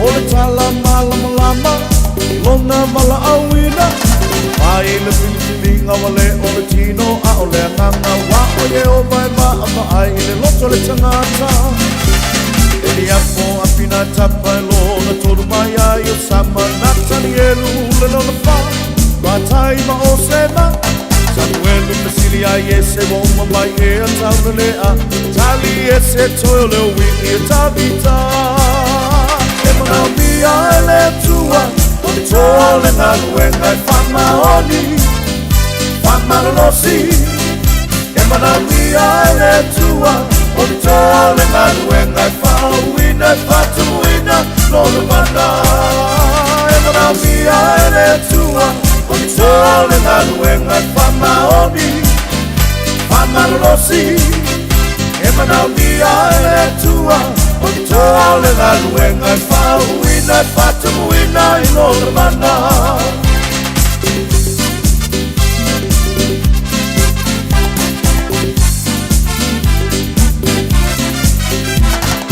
Sa leo ma moyo lona tama Ma lelei loa Ua mala awina Ami ia te ia le lao ai o saunia Sau malona lei loa wa Filipilia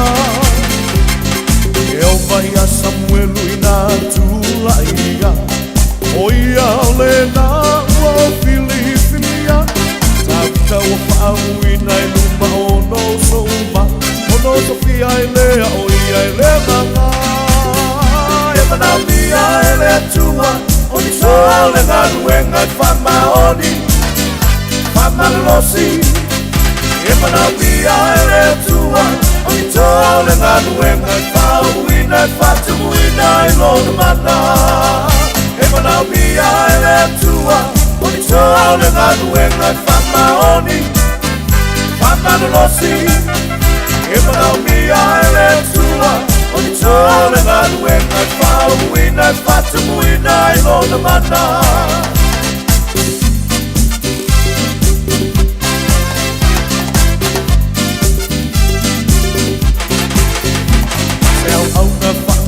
E whapaleina I le oli oli Atoa ma le whamalosi E le male so le tawi E le nuki lena I le whanau a le tua Whamaoni matutu mau le ngaluenga Sau au na whamaoni E whapaleina I le oli oli Atoa ma le whamalosi E le male so le tawi E le nuki lena I le whanau a le tua Whamaoni matutu mau le ngaluenga E mana mia e le tua Oni tole ngaluenga E whamaoni Whamalolosi E mana mia e le tua Oni tole ngaluenga E whauina E whatumuina I lona mana E mana mia e le tua Oni tole ngaluenga E whamaoni Whamalolosi E mana mia e le tua Oni tole ngaluenga E whauina E whauina E whauina Whauina E whatumuina I lona mana Whauina E whatumuina I lona mana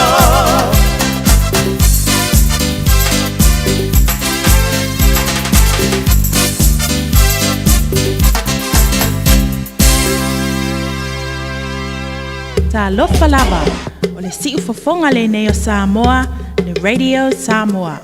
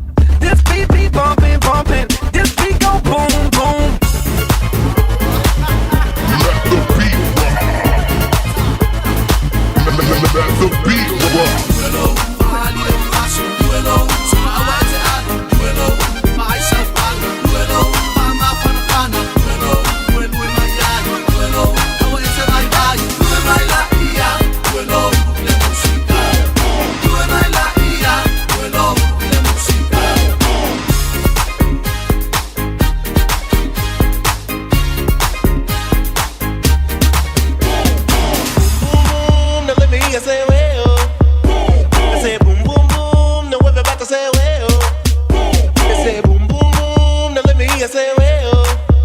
I say boom boom boom. Now everybody say well.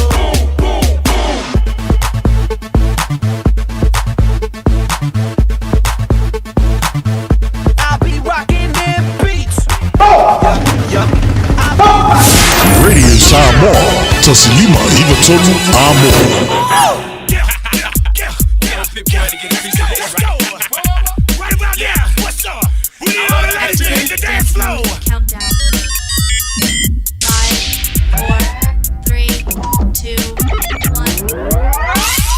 Some stuff you're gonna see that's gonna make it hard to smile in the future. Oh yeah! In the mix. But we had one more important sound we wanted you to hear.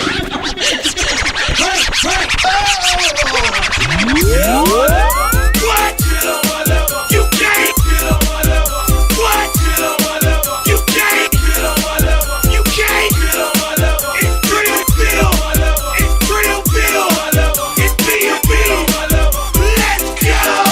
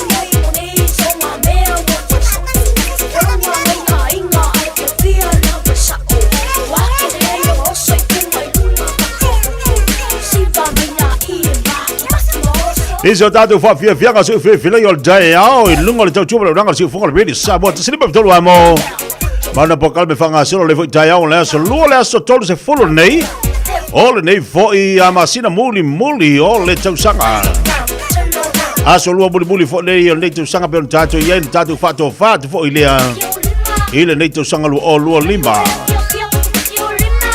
ia le laua mai atu fai tau ino le bol poto pe ona ia le tau nei o le tau fo namal fa mas amo tanto o fangu ile mamalo tatu wa tunu matato umalava wa le tanto alo atu ile fa mana tuina o le tau sanga fo ia le li tai bolo to se fuma so wala Le fo tatu te fila ma tatu te mafuta ile nei tai au ma tongo fie.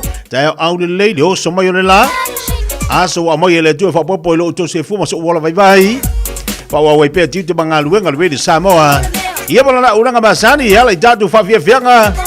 Ai mai se fo ni so tatu tala o to melo tupu I ma o langi. Se fatalo fatu tatu watu no le tai au ma lo se fu laude le se fu moria. Lang mamali le tai au fo tai au manino tai to le lo fo le li.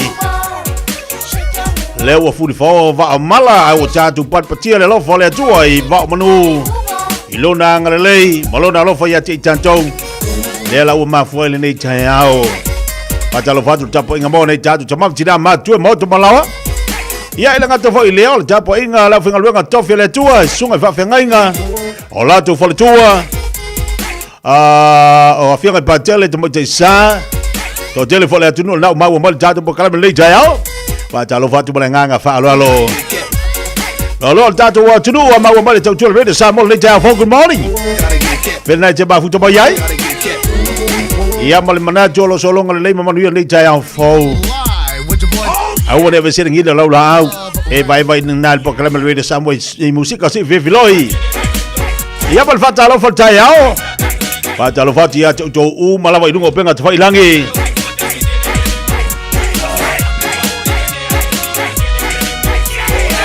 Wo ba angal fia mai a mese volta tele tato. Patalo fa pito lungo tato po club Samo market. Olo lango malo si po club fia mai pena yele nei tai ao. Sunga le pula mese la fingal wega dai Samoa. Je bal fatalo faltado po club. Se uso ya vai male malo yo pula pepe vai ando swafa. Male ai ngolo mafuto ban nei tai a kun moni malo se for loud lei. E se tango mo fatalo fatu po klabe ya chou fatalo fatu. So ya ulipa oi ka fiola le angal ka makiki po fe o iai. Lipa au le angal o fia va ai o mo fia fusi ya o Krismasi. Ya le fa tele tu wa tu te mai tua. Marcelino Brown fatalo fatu po klabe le tai au fo malo se fo laude lei. Tofi lau sulu fale ese fia me si paia. Patalo fatu le vangal daiao. Yo fa tele tu nei tau sanga ai me foi dia so fa po tatu vola. Patalo fatu le daiao lu so le sunga la o ya nai. La kama jam. Jo ya nai le angal tamai titi le lei. Au foi de fai ma e val au.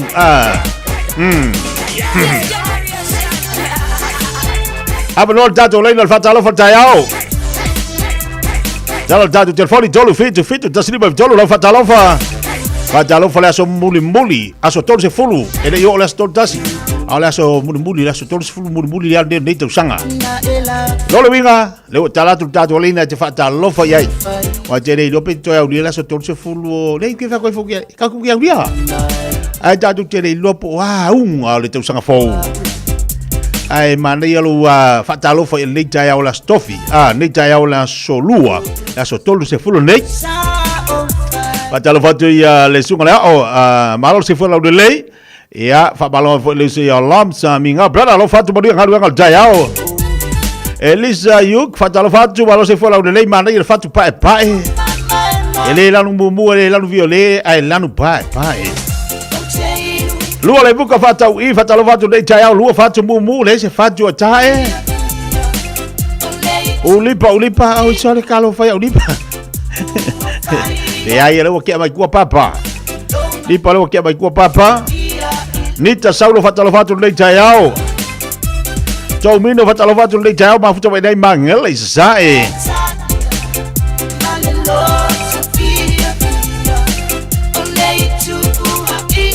La tu wo so itu bangal ngal jaiao. Patalo fatu po kala fia mai malo se fo laude lei. No pel datu telefoni. Tolu mareko fatalo fatu po kala malo se fo manuia malo fo laude tu sanga. Falongolonga tu nei Lakewood Washington.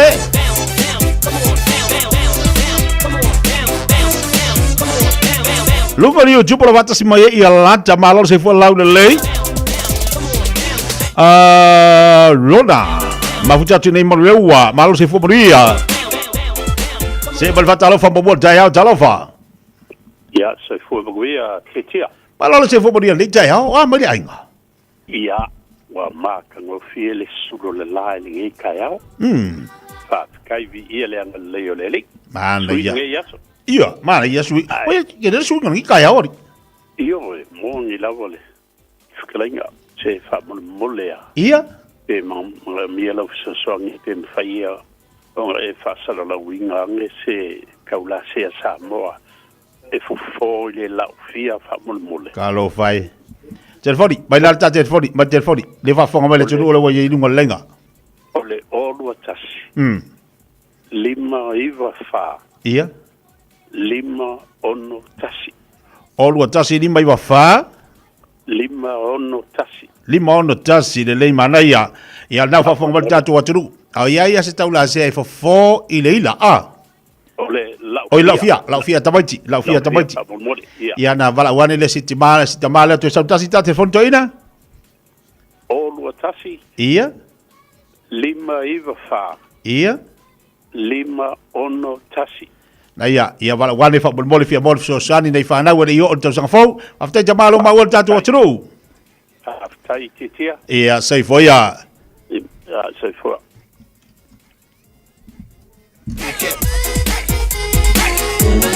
Gotta get kept. Gotta get kept. Tava lungo la jele fatalo fatu po kalbe vifi ama le jaya o la solua. Rose ai kalo vai se a Rose. Langa kinki e finga ke unga kirisimas. Hi Rose. Maria fole de ya Rose tu to banga luenga. Ma jala silo jala tinga fatalo fatu po kalbe le jaya o. Puna lo fai fatalo fatu le jaya balo se fo lau le.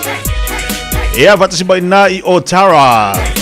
Saini Jennifer utupo fatalo fatu fatasi baina fatalo mai Ota huhu. Se el dado wala udungo dado le da fatalo fa. Hello. Tia. Oh. Fa mole a ko lau la fa mole e mele fika ngwa kwai. Kalo fai to vala busina 5 minutos vai do. O la ngalo ke ale makolo fa mole o lava o fai alo filima ke le las falaile. Aso falaile le ai te lo le ale sibe na le afoi. Le stato filima ke ti ono le aso malolo. Fai to vala busina mi fa mole patu o sauringa. Le la valtai. Ia le valtai, ia le lei.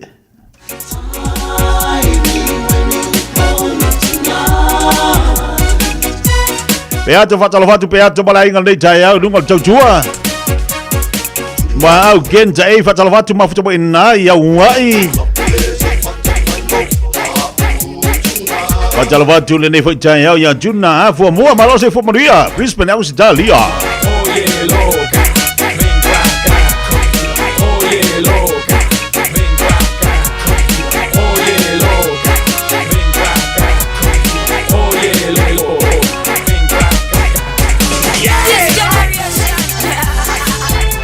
E oi la jolo fenga imber fengor ko ala au. Seki. Kalau fasilo mantua. Malo tinalo suai jaya e fui tonga la au. Ia ngale fui ko mo ko inga ngale pe fa pe ngai ka ngulu.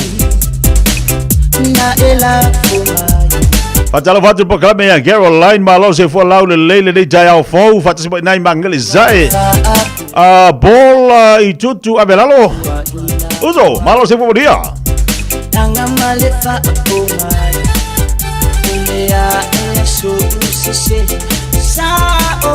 Se maldade fatalo foi no programa Jalofa. Se foi manuia, tia. Uzo malo se podia le jaya o mai. Ya, manuia la fa kai ngai ku malo foi se fu na sunga lo ka peonga kai so ka programa. Malo lo sai. Na te finga luenga po na te mafuto mo le fale? Ia ngai la vai. Pai ko ngai luenga mo re kai ngai ko ya so ni ka sanga. Mangaia, seki o le abel tafa malo. Ya, ola u fakalo fa ole wa ngai ni plumef tanaki. Te mako kamai ngu ngai ni plumef yo pai sikimu ya fakalo fa kui ngai o ngai au kilangi ai ngo so kamai mai utongia ya nei pata. Ya, apena foi ai ngo so tinao ya au kilangi mai lalomani ya nei pata. ia e whatalofa atu po i se mātou grupu po le lulu mai vini au te aroa ia le sunga le presteine ngā ia sunga ia la ulu ia pe po inisio na uso ke loa lai whalongolongo mai mea ke loa i longo ke ala o ngana walinga ia ma lo arso i fua ngai kai au ia whakalofa koe lau sunga tia ma lo lava longo sai le whainga ruenga koe ngai kautanga Malo so me sili fo nai fe ngai manga ruenga me sili na maria ainga ia malo fo la nei tu sanga mai fo ia nei tu sanga to tasi laso ia la volo ia nga le tu maria tu banga ruenga laso ia fa pena foi ia zoi fo ia so lo se futebol lo minuto già le July follow ta do ngol ta bala jalofa yo wolofa ya ke ol ferkua e jalofa au malo se o ba yo do manguia de Krismasi wa ka ke de fa manguia yo esa ore sa ore sia o ruam va venga mo mai tai me sili nai manuia o lua maletina fa pe fo le fanau ia al me sili matau o leo to tasi laso umba ni tu sanga ia lo mo walunga le lofo le ia tu tamam tina matu afka ila makikia ia fa manguia ku au mama ia ka ko le kio le ngai a fonga mua ole sunga la wao ya kawai mengi e wi nga mama nga ko nga ka mfai me fa ki ngol ka ya mai se lo fa ku fo ma yo lo va yo fu pe wo va ve ke nga ma ku fo ma so ati mo tengo le ba yo ko ma lo so ayo ngol ma lo si o vai da ia or fo ba ile ke sa ngo ia le oi ya va se do le mal o ya so le ai le fiona le chua le ai ke lo ni dau ke lo fo mai ya mo ma ililo mo ma ililo fa ngai mo ma i ele ari ai ngai fa ngai fa se lo ngala e lo nga ka ul me ngai ai onga e ka ul me ngai ai a lo sa onga e ka ulo ui ro le mai ai mo pi di malo Kalau fale au mangwil kismas oi le maru mangwil kismas mal kau sang fo. I ofa mangyanga orngi kau sang fo kau ke yo yai. Ya fa mangya ku ya wo mai masangi o mako ai ngere ka un ko ngo ko ke. Ada ko ba ver kai mi. Ai fa mangya le ku pa ko wo riel kau sang fo ka ko fe ro in mangya malonga ro fo. Le si yang ka wa. Angal le si des. Fa ngayo au kafa. I love you. Forgive me. Ya ngai vai dai ke ru manguia ma akarngia so kam fai aka ol fa u ka ka menga ku pol le manguia ole akal me tin ka wa olo fa me ka les ko inga I like your smile ya alo fa ke alo va tu la por yo de yaso ya soy fua to los full minuto ya lo le Julas follow fa balot bo kalame ya tolai awina malo se fo manuel ni jaya Molia jolo fa anga di China ya sini milo inaglen ine salo fatu China mo oe o malwatu le onai ya watu le alo fa o le tau sanga fo se manu Mikael alo fatu ya ngar ko inga ese malele leyor ko inga lo se mangu Mikael Ola au kuka pala nga se tolo fala inga fata lo fatu po kala ya te to. Pela vale tu na te mafuta mai ai.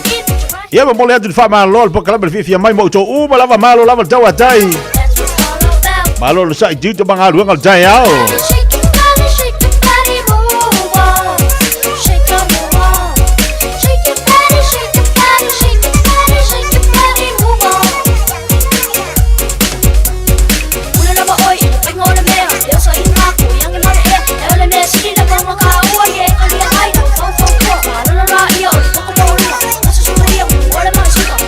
Ole fatalo fa batule ya dash lungal datu YouTube dia lo mafuta ma ina seta I News of Wales si o ba ya tu ono le tele ma wa tu di sela tu lungal datu YouTube fatalo fatu pa kala me ya tu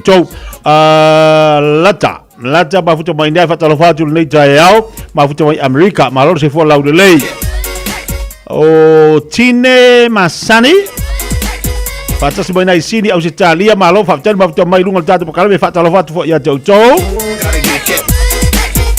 Nicole we fata lo fatu nei tayao Manuia le tapena atu mo le urufale atu tau sanga folu olu ono.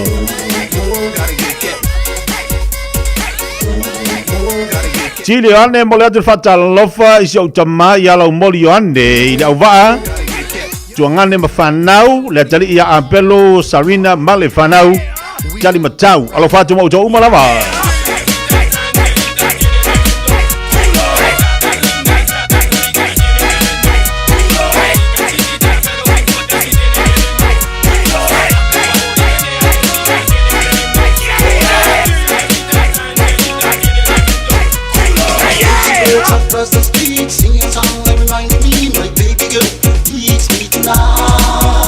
Patala fatu tata pa kalame na jamam tina mantua. Lo mafuta mai moto tangata matu nei tayao. Patala fatu ia tela to umala valelo mafuta mai tono mo tanga se ngase. O fe lava se fale mai elete ma wa mai pa kalame fifi mai. Patala fatu ia to ole mau to swafa. Ayer tartolonga al fa fe mai patala fa fifi mai. Mole to ne alo fa anga mo to uma. Au fa to li fo i mai ole tino le tayao. Ia ila toa lea foi lo mafuta mo le tau fo. Tono fole pui fa fele atu pa kalame. Ma lolo sai. Ma lolo lava pal. O ila toa lo nofo to tasi le tau. Fai malanga ila tu Samoa po tamau malanga ai nofo tina. Lo fa atu. Lo fa atu so si atu le vau malanga atu Samoa. Ya nofo to tasi le tina ya ngongo. Ongo sai.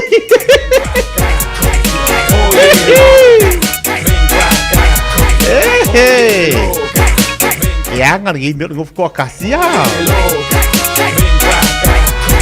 Se ba sila fa fia kalau jaya o tatu watu le tatu wasia tu le foi pesa Melissa.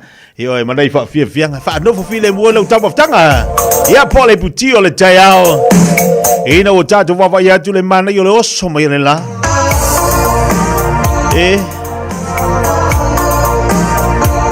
O sata miti ea po sata moe vale. Ina wa ute iane o le alava tati ta ote i au tafa o la utane. Pe tati tu ea ilunga pe tati tu e ta oto. Ilo fa alongolongo atu o lo moe ta angulu. Ele maua sana malolonga. Yeah, mo kagulwa. Yeah. Chache moya la no mata na faya ia me amua ona. Sili fana fa dia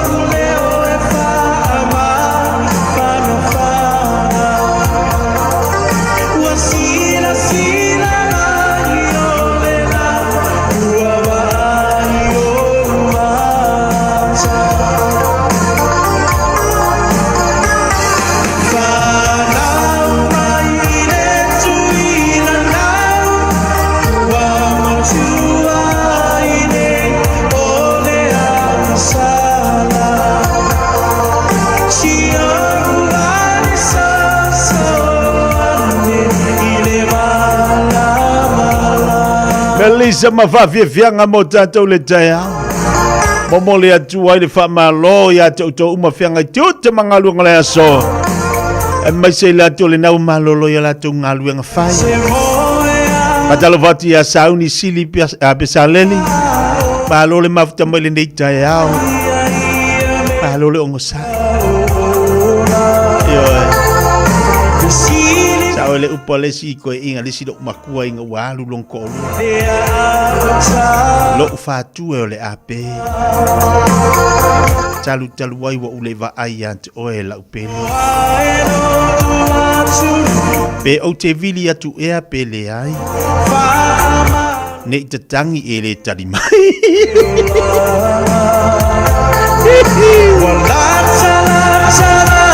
Apa ufongo le tai awa.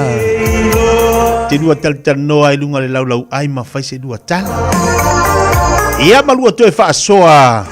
I mea sa tu tupo le nei tau sanga. Tala no ai lunga le lau. Pe iwa avea o se fade tari malo fo i lea lunga le lua lau ai. Ia malua to e tala no e mea sa tu tupo. O mea sa fe soa ina ai le lua fo launga. Ia malua to e vava ai.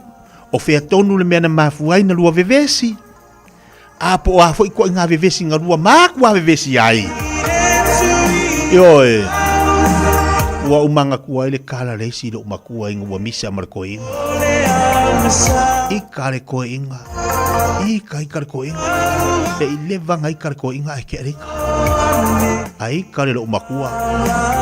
Ua fiu le koe inga koe wha pere lo umakua. E le kai. Le kai. E le ima fuli mai le mafau fau le lo umakua. Makua ika ka penga mea la alu la koe inga. Fai ako le koe inga. Ai fai ma le umakua. Ke lo kala lo umakua ngā koe inga. Wa, ese aika. Ese aika. Ia ka ilo la iai. Ilo la iai le lua mafutanga le nei tau sanga. Po ai o lua nga e umire ika. E fai le ika le mengo le ka mai fai ya e vave nga liliu. E vave nga uma. A ole ika le kupa vai. Oka. E alua ia. E ika ia. E fiu e wha aole ore e le mawhai o ngā koe e liliu mai. Ngai wale a ngaru mo le poko alanga whanga. Wha moe ngā si koe inga le lapok. Ese ngā wika. A ika le koe inga e le umia ngā ika le kama ai kea. A ika la ki ngā oka. Maka ukia le whaingo le ika le koe. E me vesi a reiku pa malo sinaria. E vave ngā koe liliu. Oi ai. A fa le kongu lola le afoi. Le fa le kongu lola le mandarina lo makua. O ia e fiu. E fiu e koe lo le mali ma fau ia ua makua musu. E lo le musu. A la ika. E pi ika fa ali. Pi ika fu ilea ua ika. E lo manga o ika keva. A pi ua ika fangali si koe inga. I kama. I ka uir kama ua ele ase nungari ele ka ua imisa. Ia ngafu ike ilo. Alu minga la utala. O le aso muli, le aso tolu se fulnei tai ala se tolu tas, te lua te tal noa, ma lua whaaso e lunga le lau ai. Ia, o ai mea sa kukupo ngei kausanga. Ia, o reale ko inga haika, o inga umina ngaika, o inga puula ngaika, o inga leo kele longa leo longa ika. Ia, o inga si ilanga, o ai fo inga, se ikuloa al whaafonga, ala tunu, ia wa o kalamasanga, le kaku keiloa.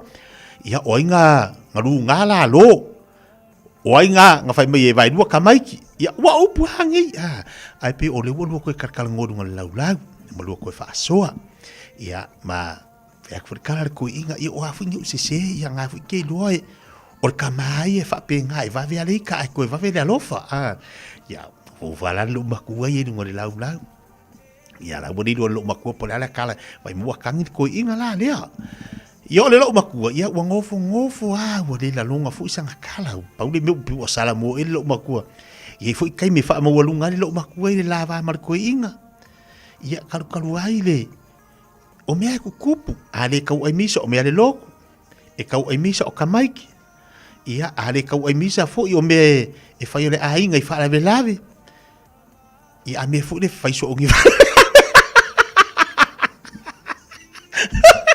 A me pun fio ki so ogi. Io, ia wa ole langa. Ia lua ka falunga ku malu maku ia la fu e ka mo ma ku fa le lave. Ia ko inga la le ia bodi ko inga. Ia fa ku ko inga ave po le membo. Ale lo maku ai manga wa si inga ia ilunga kal ko luar manga ko inga ia va ko inga ia lo maku ia ka ko inga la le ia luar fu ia fa pe ia wa kau ai misa ongi kupe lafu wala fonga ngai lu makur ku pelung kuangang isa moa ele lori ko ing pe alu ia wa wa foi se ele ko ing ele lu makur se text lu ma ari ko ing wa foi si lu makur au loko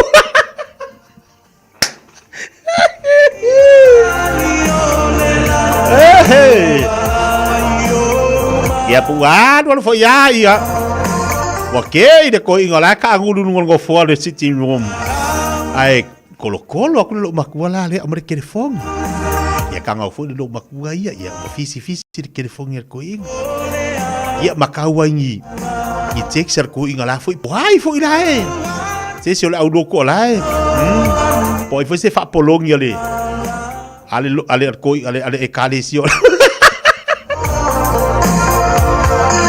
ia o gabe ves io vive se a mia ale wingo la kala foi dia o ava noa maso fa peneti do to tal noa ele fa pe po pe se no ke do ko fa soa mai ki kala ngoa ya mo va ai a wo se ko inga fa ko ese o ko inga ele fa pe ave o maurunga ele fa ko ese ele lo makua fa ko ese ia fa pe nga fo ya ultina ai fo ingi me nga ese seringi kausanga ia ele se me o ia o le me o lo sala mo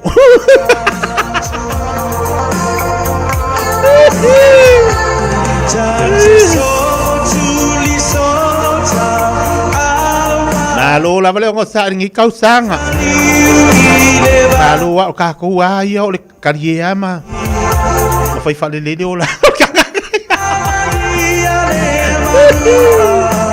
ole happy ole happy ni wi ka ko ma wale me ta ko le fala wa kamaiki ia mal polo kapaka ku le aisa ngai mo pe pa masinga le malo le fa mo fa e pole e ko kala lima kala mai ku kong ka poki kung barkoko ia pe se ni wi ala ko uma upu e sili matau o le ola fia male mau ar tau sanga fou le ainga e vai la ia e fai akwa le famia ka usala mo la bela usala mo i fu ole ako ka ele pu mala fo mai pa me o ke sala mo o ka kene do pala mila usala mo Tau mino fatalo fatu nei jayau lenga te foi loto TK malor se fo manuia. Fa malo atu nei jayau ya Lucy and Fox Santele. La lau fatalo fatu la lau tau eva malor se fua. Fiu su fatalo fatu manuia for Christmas. Manuia nei jayau fa au tato oi pe o tato telefone ngala Britannia nei jayau. Tato te mana na o malava ia sa ole awala fatino ai le toi fa nga ina ni la pisi toi fa nga. Manatua, o tanga pepa I ila, ka tuni whangu te o ata ma laptops tuai. E le tia I ina I le lapisi toi whaonga ina. Whaatino le toi whaonga ina o lapisi, toi whaonga I le awala sao. O le nā ua iau 5. Tanga I ana I le Auckland Council Recyclable Items. Tāmaki Turuki, All Together, Auckland. O e sauni malanga I Samoa. Manatua lola mona rentals o loo whanga solola na whabitoa e luis fulpasene. Pe a wha so pe siliatu e te whaonga I nai. So se ta vale mai le aso luise fulu Januari. I le aso luis fulu valu o Februari o le tausanga fau. E ma whaiona piki le ta vale mai le maleva le lei fale olo. Po o whangalii. Wha pealo tātou o fisa au tu I ala fua. Pe momoli atu fo I le fale tali malo o lo e wha mautu ai. Ai ngā whabitoa. O lo iai a tātou insurance cover. E te fili ba iai. Ina nei tupu se whalavelave ai o loo iai le wha mama a venga. Manatua o loo iai le tātou account I New Zealand. Pe lafo sa fo I le Moana Rentals e whaonga ai. Le Pacific Easy pe whaonga fo I lau credit card e whaatino ai le tongi ina o lo sa. Mori si whamtalanga wala au le Pacific Easy I le oval se lau. O tasi ono. Po le numera masani au kilani. O le lua fitu ono fitu iwa fitu wha. O le lua fitu ono fitu iwa valu wha. Matala sanga e transfer o I le Moana Moana, pia sesiane le Facebook o le Moana Rentals, po le tātou upenga tawhailangi o le moanarentals.com. Moana Rentals o laupaanga e taitoluina o iau malanga asiasi I Samoa. A whaia te lei whaongaina le au nanga le Samoa Market. O nisi nei o mafua anga e te tauai. O e au Maui New Zealand ai o lo e fia fisoswani ai ngai Samoa. E mawhai o le tutongi lau whaataunga I lunga o le penga te whailangi a le Samoa Market. Ai piki I Samoa. Whawhai ngau fia sa o ngau so se whaalavelave. Tutongi le pili o mōli, pili o le vai, mea whauwhale po o se tau mafutanga mō lau ainga. Tō mai lau whaatuatuanga I le Samoa Market. Mō so se whaamoemoe o ai ngai Samoa. www.samoamarket.com. Tasilima I Watolu Amo Radio Samoa.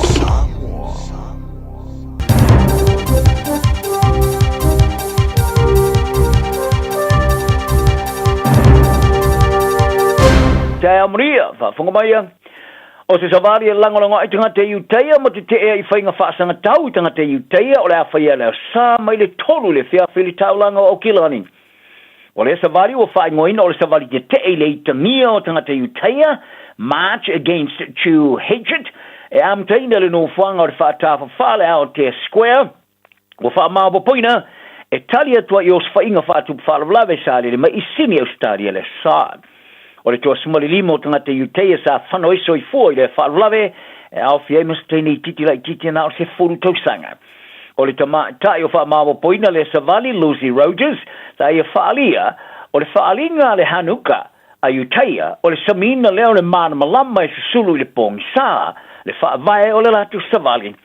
Whaalia Rogers, o New Zealand I le tebine, wa avea matunu e leo ina, e leo leo, ia whale te talo po Senecox, whapea ma onga mōtanga te iuteia. Ma ia ta wai I le te tau o na avea ma mea masani ai.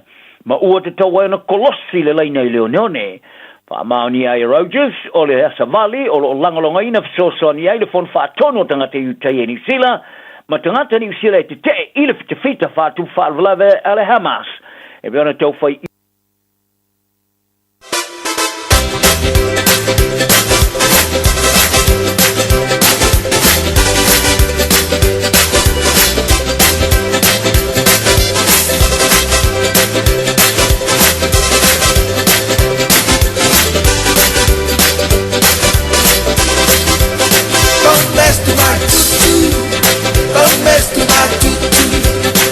You have another woman. Don't mess to my tutu. Don't mess to my tutu. Don't mess to my tutu. I know you have another woman. Radio Samoa. Tasilima I Watolu Amo. Radio Samoa. Tasilima I Watolu Amo. In this update, wind warnings remain in effect across much of the lower North Island, upper South Island and West Coast. Foxton residents are being asked to urgently conserve water, while thousands of homes are without power in Manawatu, Horowhenua, Kapiti Coast and north of Westport. State Highway 57's closed south of Palmerston North, and motorists on the Desert Road are being asked to take extra care. Met Service forecaster Tapi Magaputane says conditions should be relatively more settled after today. Yesterday and today definitely felt a little bit unlucky, but things do start to ease up over the next few days, barring the odd thunderstorm. Also today, police are appealing for witnesses to the first confirmed death in the summer road toll period. A man's died in hospital after being struck by a car on McGrath Street in Napier on Saturday night. Police want to hear from any witnesses or people who helped the man before emergency services. The summer road toll now stands at 1, with the drowning toll at 2. A meeting between Donald Trump and Benjamin Netanyahu today is expected to focus on discussing progress of the Gaza ceasefire deal. Netanyahu arrived at Trump's resort in Florida this morning, a day after the US president hosted Ukraine's president for talks on ending war in Russia. Trump is signalling there's lots to get through to progress the Gaza peace deal to its second stage, which is scheduled for late January. And organisers of Gisborne's Rhythm and Vines Festival are prepared for every eventuality. Thousands have descended on the Waiahika Estate Vineyard for the 3-day music and camping festival, running since 2003. Festival goers remain in high spirits despite heavy rain last night and more light rain forecast today. Live Nation Festival's director Kieran Spillane says the team's well prepared for the time between now and New Year's Day. 350 security guards. Obviously, police are on site. We have 30 paramedics. We have drug testing, breath testing, alcohol breath testing. That's news. In sport, the International Cricket Council's rated Melbourne's Boxing Day pitch unsatisfactory. In a report submitted by match referee and former New Zealand captain Jeff Crow, the minefield was ruled to have favoured bowlers too much in England's win. The test was the first in Australia to have no batters past 50 in 73 years. Auckland have beaten Wellington by 5 wickets in men's Super Smash T20 cricket at the Basin Reserve. The Aces chased 189 with 4 balls to spare against the Firebirds as rain loomed. And more concerns for the Phoenix with a 5th defeat in 7 men's A-League football matches, losing 5-1 away to the victory. The result sees Wellington stay 10th on the table with 11 points. That's sport. I'm Claire Sherwood. Talofa Samoa o Mr. Cowboy Lenny. Whaafafonga ma mai mo mai pea I le Radio Samoa. Yeehaw!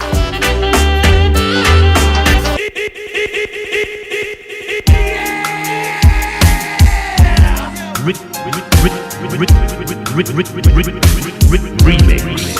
I gotta stay till I die. I gotta stay till I die.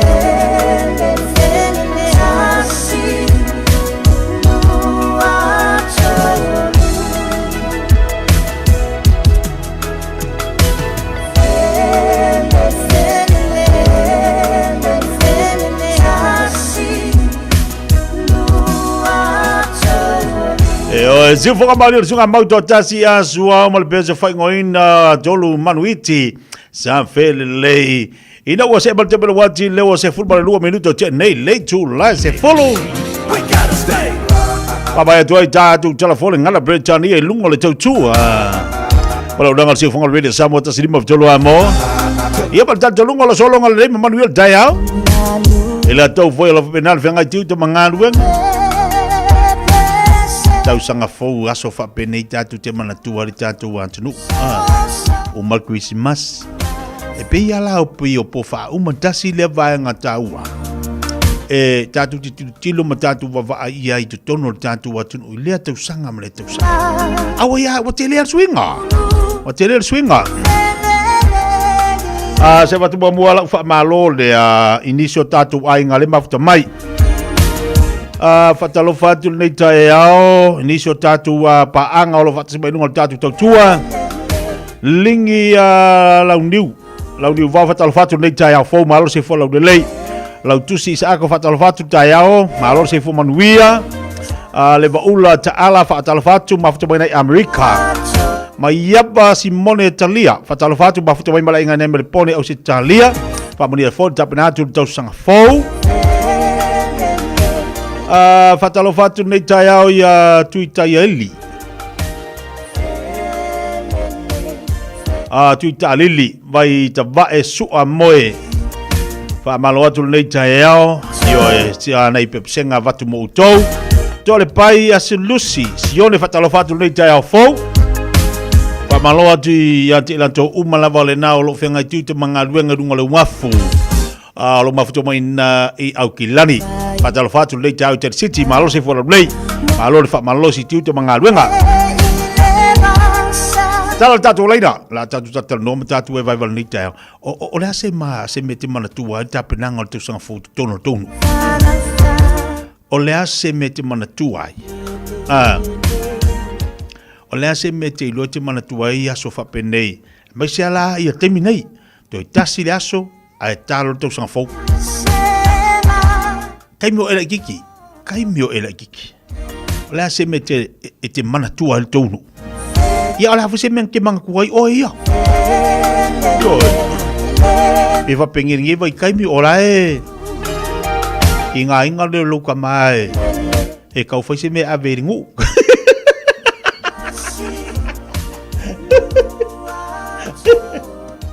Wala ki e pole me nga amai o lo ka mangi nyusida ya manku fo ya sola wa sola e fai fo yangi me i or ka ko ngu ko ainga le wa sala pa me lo kala lo mako e sire abi fafo i kengi e sire abi le ngai fafo e ai me se aka ya i ku pauli kal ko inga le ai ku pe lo mako ale e musu ke lo mako mo mole nga ia lo upu tau valea se tu lo fa fonga le tunu pe kal ko inga sile ave lo makua ave fafo a ko nga vakue i swinga fo ile ave fafo i o kenge so lu manga ila ko ya wa fo ile wo fi bo inga si ko inga masi lo makua nga le fai fa yo sala ya ke lo ya o ila ke lo le ya o pe ngala nga isa fafo fa merkal ko inga si lo makua sile ave fafo ia lo sau nga sau wa inge ia nga ikama le Samoa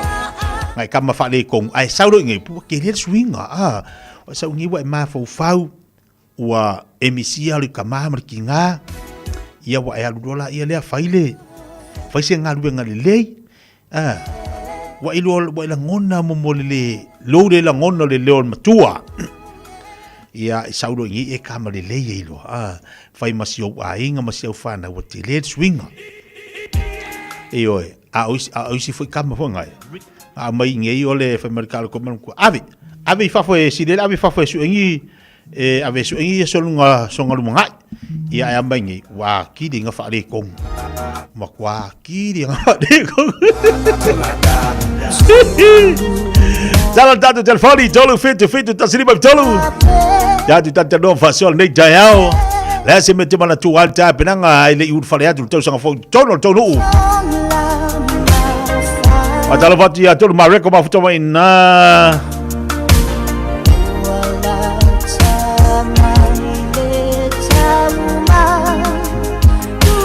Alor si pemaria nei taya. Yo, ako ngola ko mo sia bango kun poki ko e mai.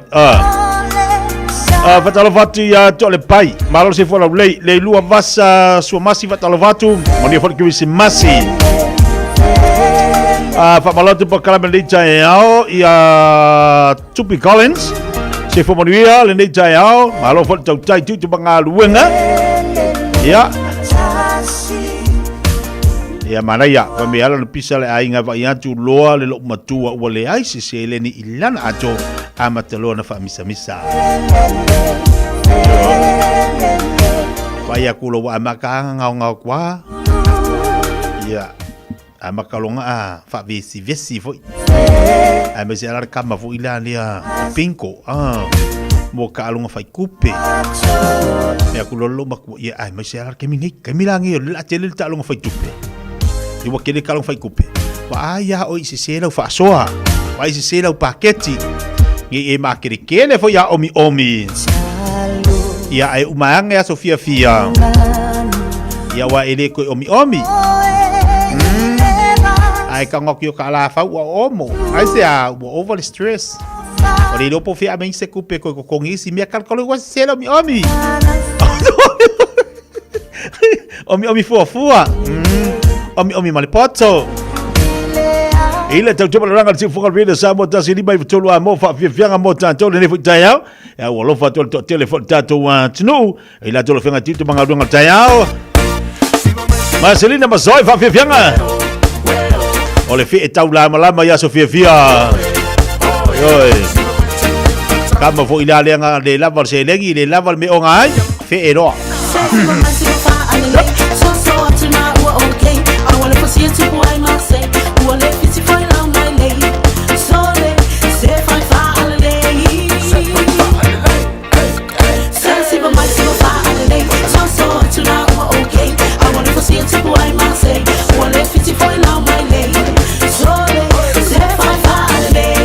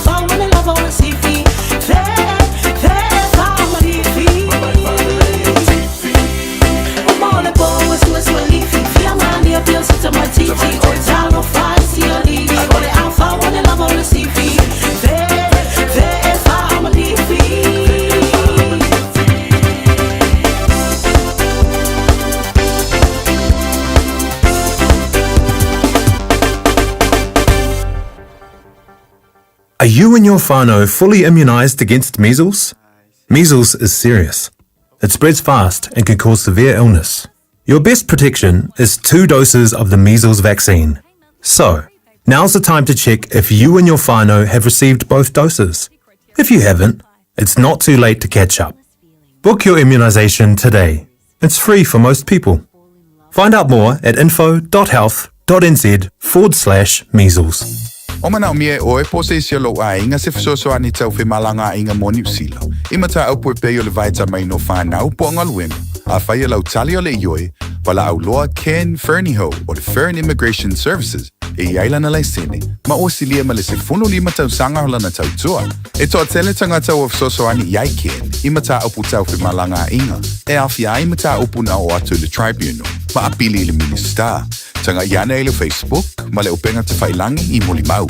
Mo nisi whamtalanga, wala au mai le Fern Immigration Services. O luatasi, tasi lima tasi, o lima. O fia maua sau ta vale po sau piki apu. Ai tong ta iwa yaso, lua va yaso, pe ta imasina. O le sleek cars o le a maua ai le fisosoani. Ua ta pena le au whaingaruenga a le sleek cars, mo oe malo a inga. Aua e te popole I se mea e tasi. Te tala fitu aso, mai le sifulu I le tai au, angai le afo le ono le afiafi. Tele la lai au kilani I saute, vili mai loa, I le o lua tasi fa, fitu lua selau. Po le o lua o, fa lima, tasi lima tasi.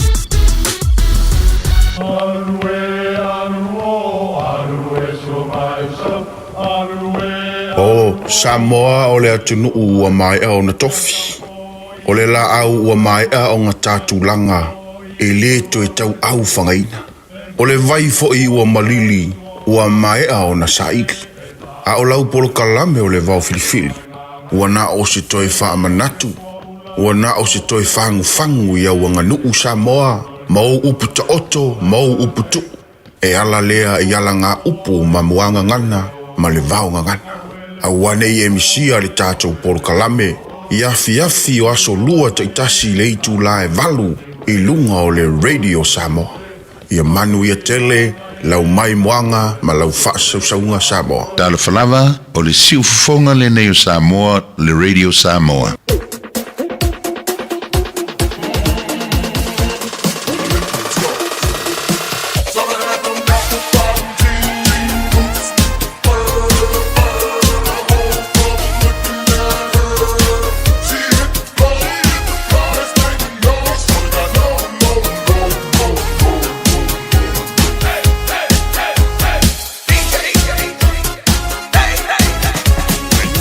Shines on the mountain.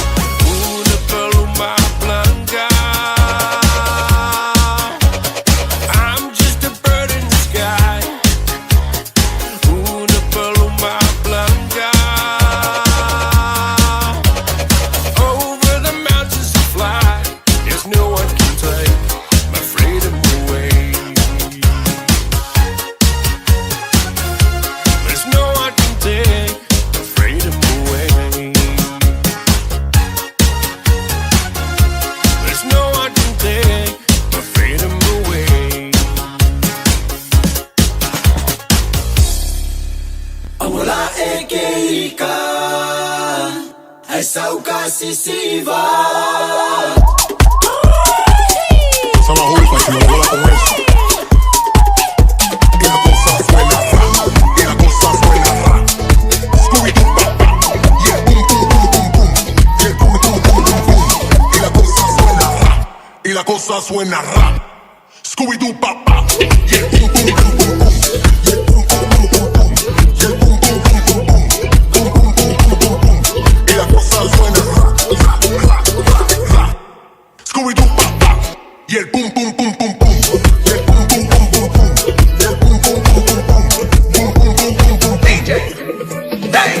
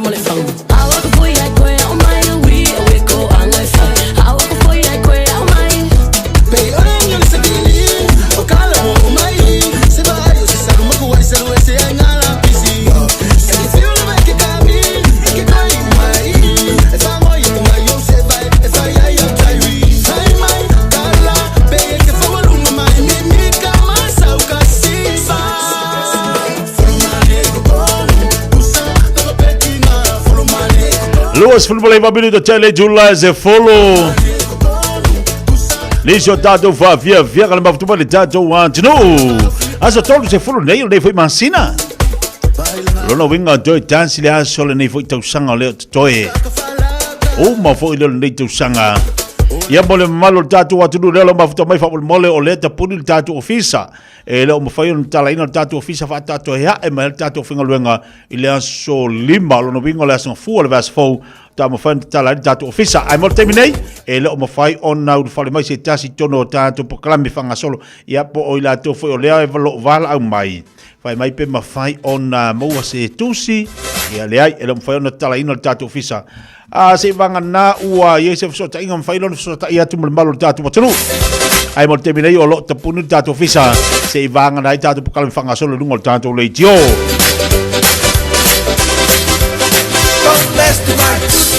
Sina le sa to lupa fatalo fatu nei tai au. I know you have another one man. Fa balot il fatua ia e fole niu alo fatu mo lua nei tai au. Mo di forki si masi le ne sia tu moni malo se fola de lei. La tu si isa ko fatalo fatu proclame. Don't mess to my tutu. Well I gonna break. Radio fatalo fatu nei vai ngal tai au. Ya no tilo to nei lungo penga ta failang. O ka se fatu mulio tanto Samoa. Ile maketi isi wol no va ya tu yata te mai o ka se como le makeki. Makeki la sa longa. Ya man tu foi to telo la tu ya pia lo tau fai o mo sa vai. Lo tau fai o mo sa vai termina yo e fai tu sang foi ainga. Ya la o ka makau kia.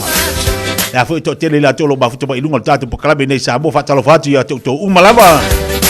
Nai tolo tatu watu ni Samoa ba lor se fo lau de lei. Fatalo fatu ya Helen ula ma lor se fo manuia ma fatu ba mal ainga nai mele pone.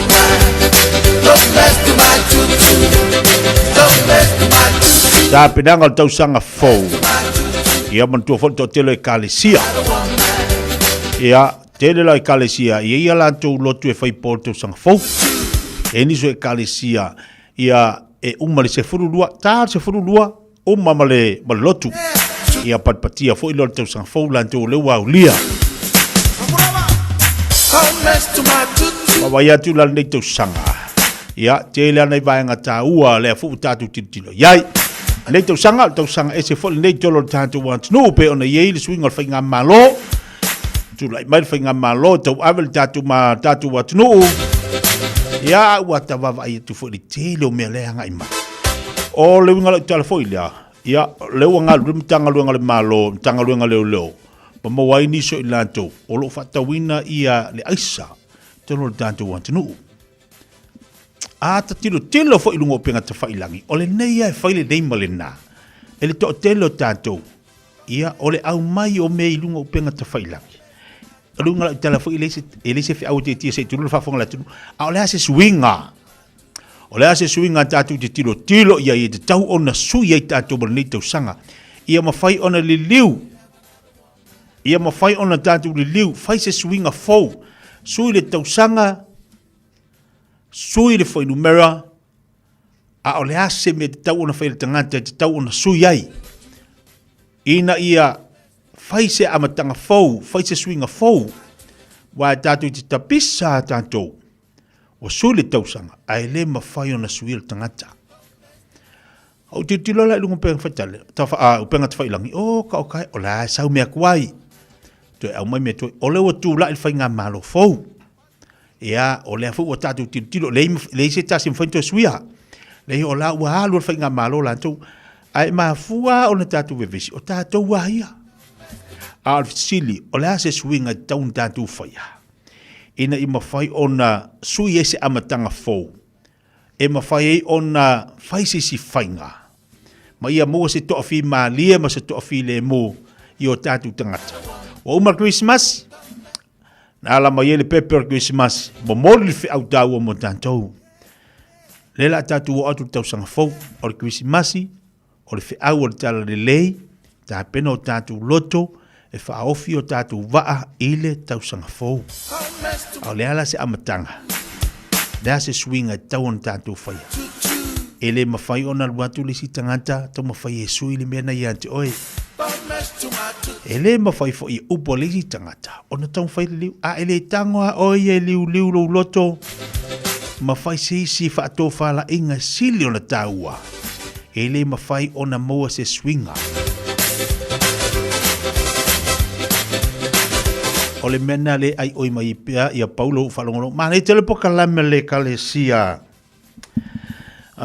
ele kalesia no falongolo na po ma na yo lanto poka la me tasi o na le tu na la unga o lu tau ia ma fa malisi au ta penanga ia le kalesia lo ta ia le apostolo Yakoki ia tu lo le kalesia le mani ia falongolo na po ma tangofi ava noa e toi puti ai le lafu mamoe, toi ta pena le amtang fau, a wale sauni atu mo le tau sang fau. Whaptai fui o lea tele kalisi o lo ia la tu pokal me whatino. Ia, au tu tonu aia, e amata i tu tonu lo loto i fale. Amata ia te oi to tasi. O atu le tu tonu lo a inga, o le ta mama le tinama le whana. Ia a o lo so soani ma ta pena maila uwhinga luenga le tua. E tapu e antili. Ma faa mausali, ma faa mautua antili. Lo tātou waa wali tau sanga fau. Ia, te talo ane mo tātou atunu. Te talo ane mo tātou atunu ona iai latou. O lea ua maua. Ua tā fia ili whatawina laisa. Whatawina laisa. Tātou wawa ili le iai ma tātou talo. O le tāua nao le tātou talo. Awane i tātou tau le pua malafo. Awane i eita, awane i e whaasea iai, awane i e whai i se tala. E taua lau te talo. O le mana lau te talo e ma wale malosi, ma le sosani e loto tangata.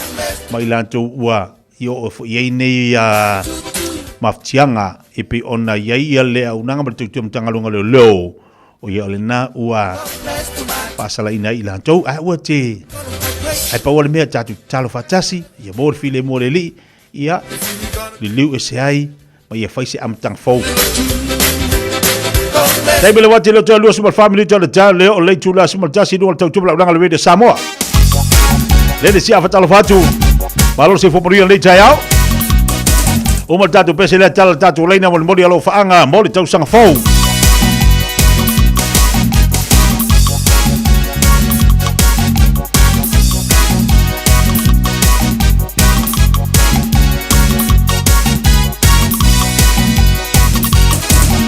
Tula i masisi o lima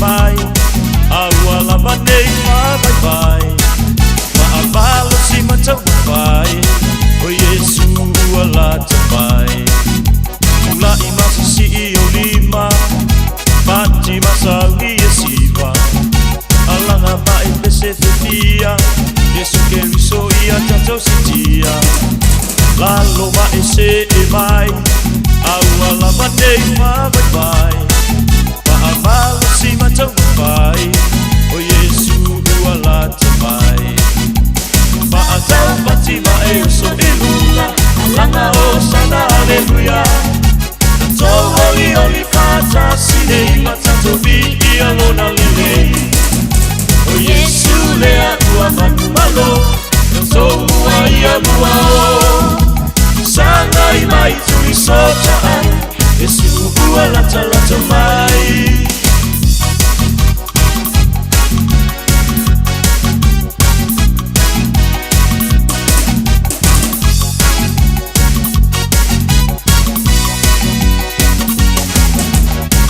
Vale la lulangi Palu maina male masiasi Papelo a ila uo o Yesu E alufa male anga manu Sauni ali faa o la tanga Wa mangalo a uanga sala Wa ai oe de i enisia Yesu le ala ile manuia Wa atau pati mai uso ilunga Alanga o sana aleluya Tato oli oli fata sine Matato vi alona lele O Yesu lea ua manu malo Tato mua ia mua o Sanga i mai tuli sota ai Yesu ua lata lata mai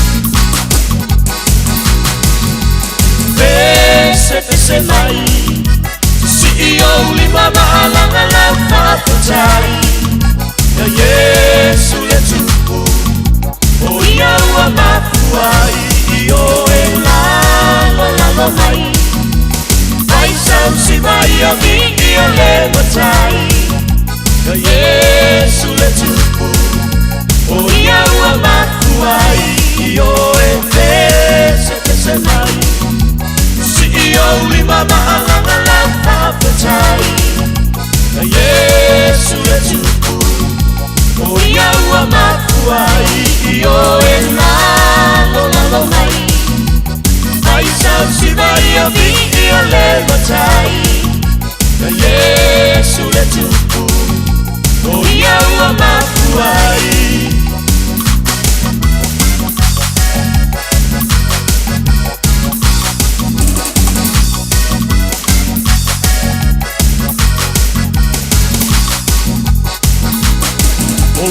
Ola tua malusia tua Yesu ya fai noa Ma aula ina ai se angana o eiloa Ola tua malusia tua Yesu ya fai noa Ma aula ina ai se angana o eiloa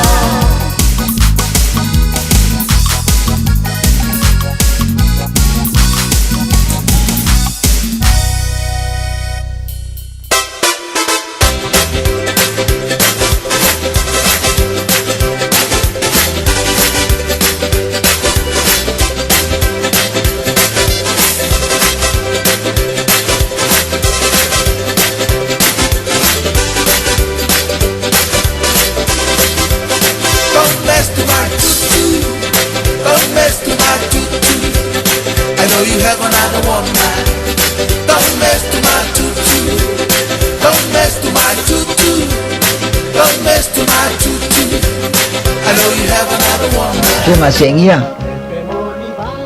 se alo e fa ka mai se ka ko ga ai mi me fa se ka ko ki o fa o mai o me le o le loku mo mai le ke o mai o ka pungi fa lo wa sa o le lo matua e anga i lotu o le futa si le po e fa le lotu le balwanga o tu ane le lo matua le se fulu tanga ia sengia me fa tau mai ai me fa ile la tu ti pa tu mai le lotu wa alu senia mo ile te mi o ai le lo matua mata mai ti le lotu ele I fo ia ni lava ia senia ma na fa tau o le tau le afa o le se fulu ma le lua o le vai luanga na tu wai le lotu na matua lili vau le lo matua ina wo ani le fale ele ai se senia le ai fo ia ma se me tasi fa ile tia le ainga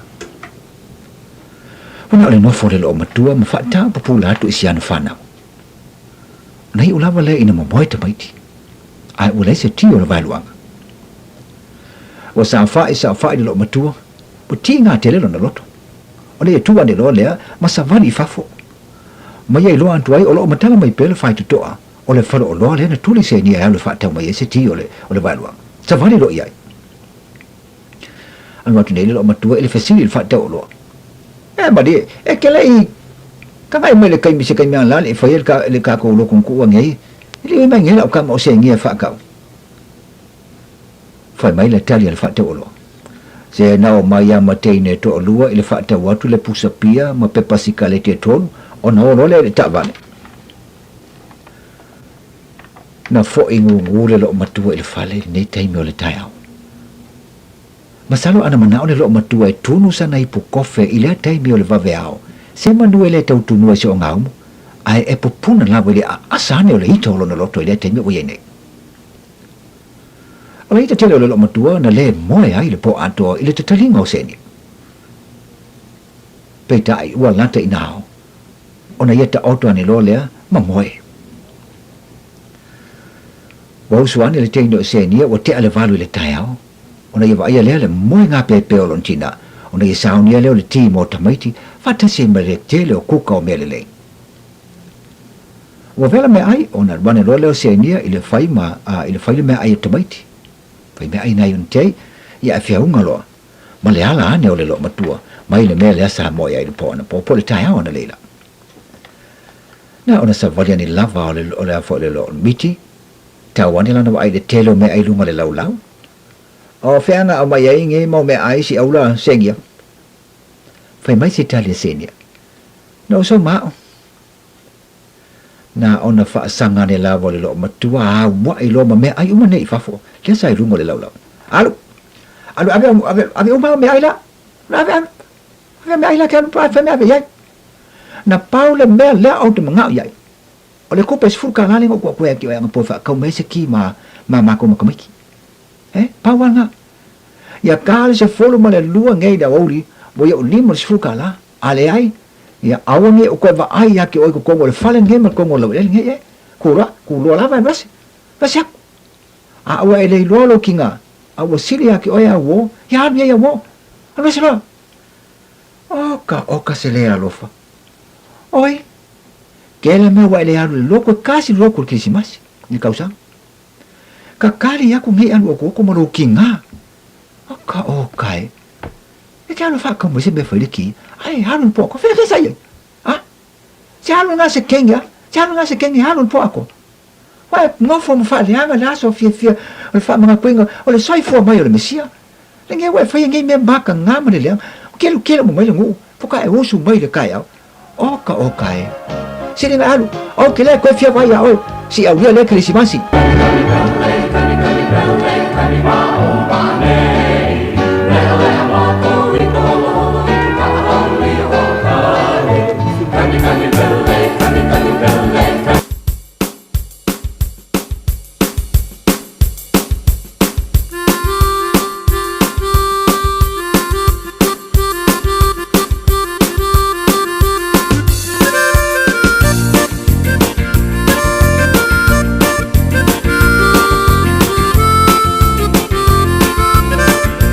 Kapunga mai da wala fai due me awe me punsa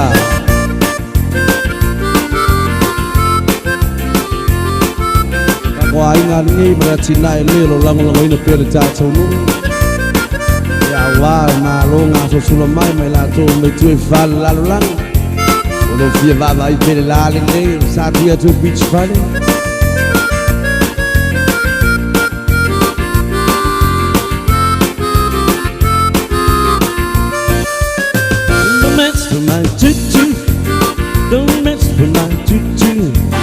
I know you haven't had a woman.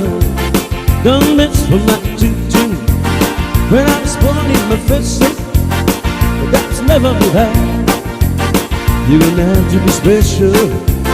You're swinging the tutu, so you can look and match. Find if your fun can touch. You're gonna have yourself a guess. I'm gonna put your face. Don't mess with my tutu. Don't mess with my tutu. I know you haven't met a woman. Don't mess with my tutu, right?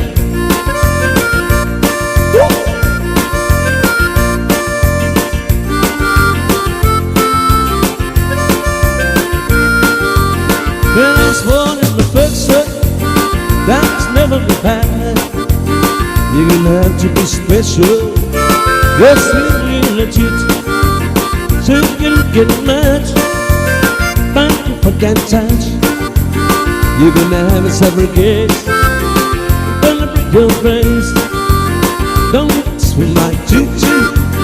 Don't mess with my tutu. I know you have another woman. Don't mess with my tutu.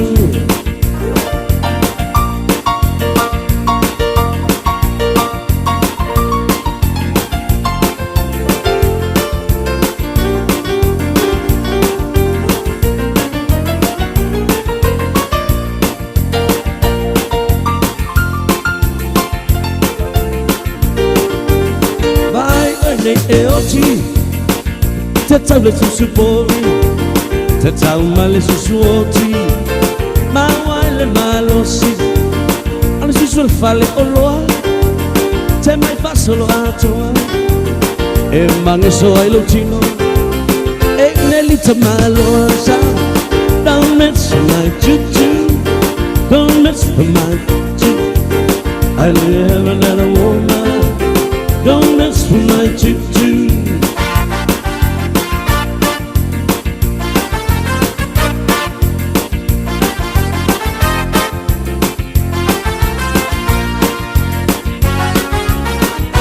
Come on, baby, let's do the twist.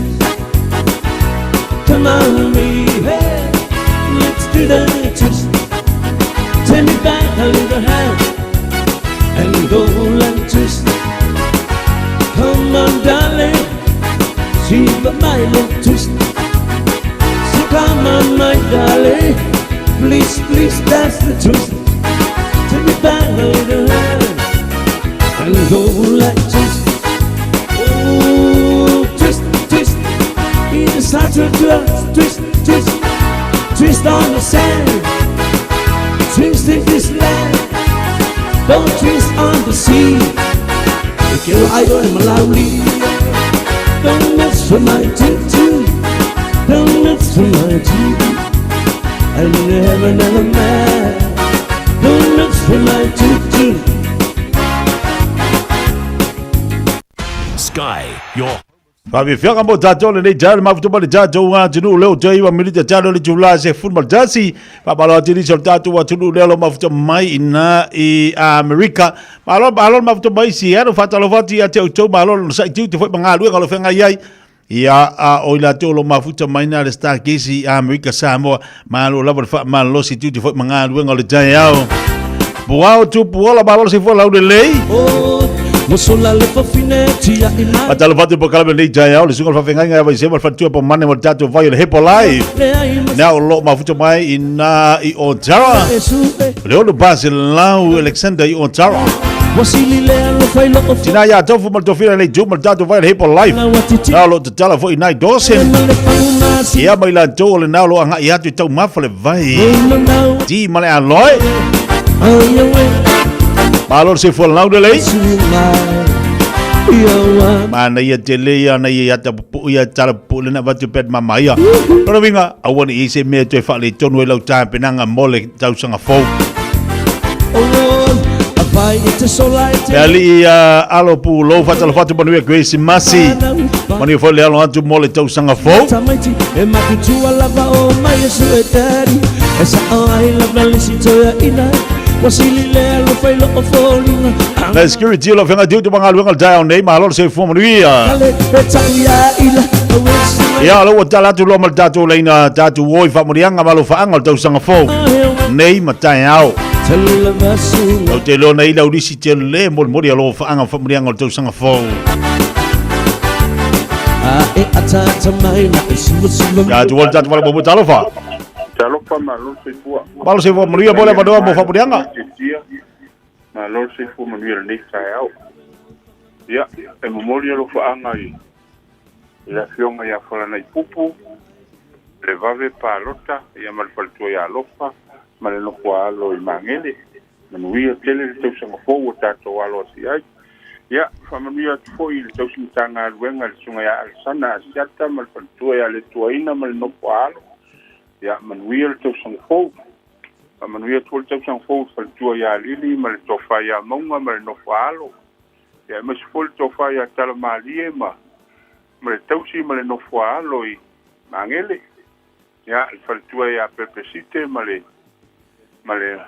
sunga ide da wa ya tui ya male no fua lo manuia tele tausang fo ya lenga ta fo leo sio matu ai ngai kalistete le tua fine ya mara male no fua lo ya mas fo yole il tama ya fai fili le vabe to fa ya le vabe fai fili ya o to amasi ona faltua male ainga tato umau o le loi Wellington ia manuia lava le tausanga fou e le ngata hole se mato waro tau tamakirua sunga le kopo ma ona sosani ma le kalesia ia tatu tau fai maua se tausanga fou manuia ma le fia le tausanga le tofa ia soangia ma le tausi ma le nofoalo manuia tele le tausanga fou ia whapea fo le tofa ia le lifano ma moe ma le tua ia manuia le tausanga fou vi ia le anga le leima le alofo le tua o tato o uria mai fai unga le tau sanga ilo na alofa manuia foi tau sanga fau kia tia i le faiwa alo pirima sa mata mai le tau sanga ya ma se foi le tio Samoa wow ai tato mo tato filo ai lungo penga tu fai langi ia alofa anga moria tu mai a fai la unga ta vanga se ta laisa ngase mai la lo manu ya le ipata so ifua pa te moria foi tau sanga foi ya te mama le ainga pa tai ia tatua dungal tatu fa mudianga talofa lo fanga ala se fu titia malo se fu mudia lija ya ia ona te fa manuia to ai leo le tasanga fou ni sho mato ainga sa o sho mato ainga ya tanu ya fa mo taulo ngafa ia ma fa to ya eleni man no falo suma fa fenga ya se lau aritasi man no falo ia pena foi tu no forno ma finoni ava man no falo ia inga umala vo shuka mama I lelepa esa vai manase ia fa pe foi ale inga shutina I no fali inga sa taru sa piva ia fa manuia tu tau sa fo ia tu uma ia le ngalo show mato e kalesia a Nazareta Tara to South so mai le fa fenga ia ala fau fale tua ya amenda mal no falo ya famonia tele tau sa fo fela ile tanto maftanga ile so taiao ya falta tele te tia famonia fo tau sa fo ile sunga ya mal fatua no falo oni tele ne ya so ya o tamasa masile lunga lega alo so va malo foi le tute le foi tau tute mangaluanga ma fo tau sa fo ya te balainga dai ya se foi ya Ea foi foi fase mai fabriang al tau sanga foi lunga tatu Facebook mo lunga tatu YouTube. Following lunga tatu programa le tempo jaya o tatu telefone tolu feito tasliba tolu. Tolu feito tasliba tolu. Tatu telefone na mfayo no matu no mai ai be te wala mai ai. Mo bo de lo faanga le tau sanga foi. Wala lo faanga polisi tia ke tia no mal tausi. Lo falo. Suka le polo tatu company di sala finga le pepe mal le fatua mal le no falo.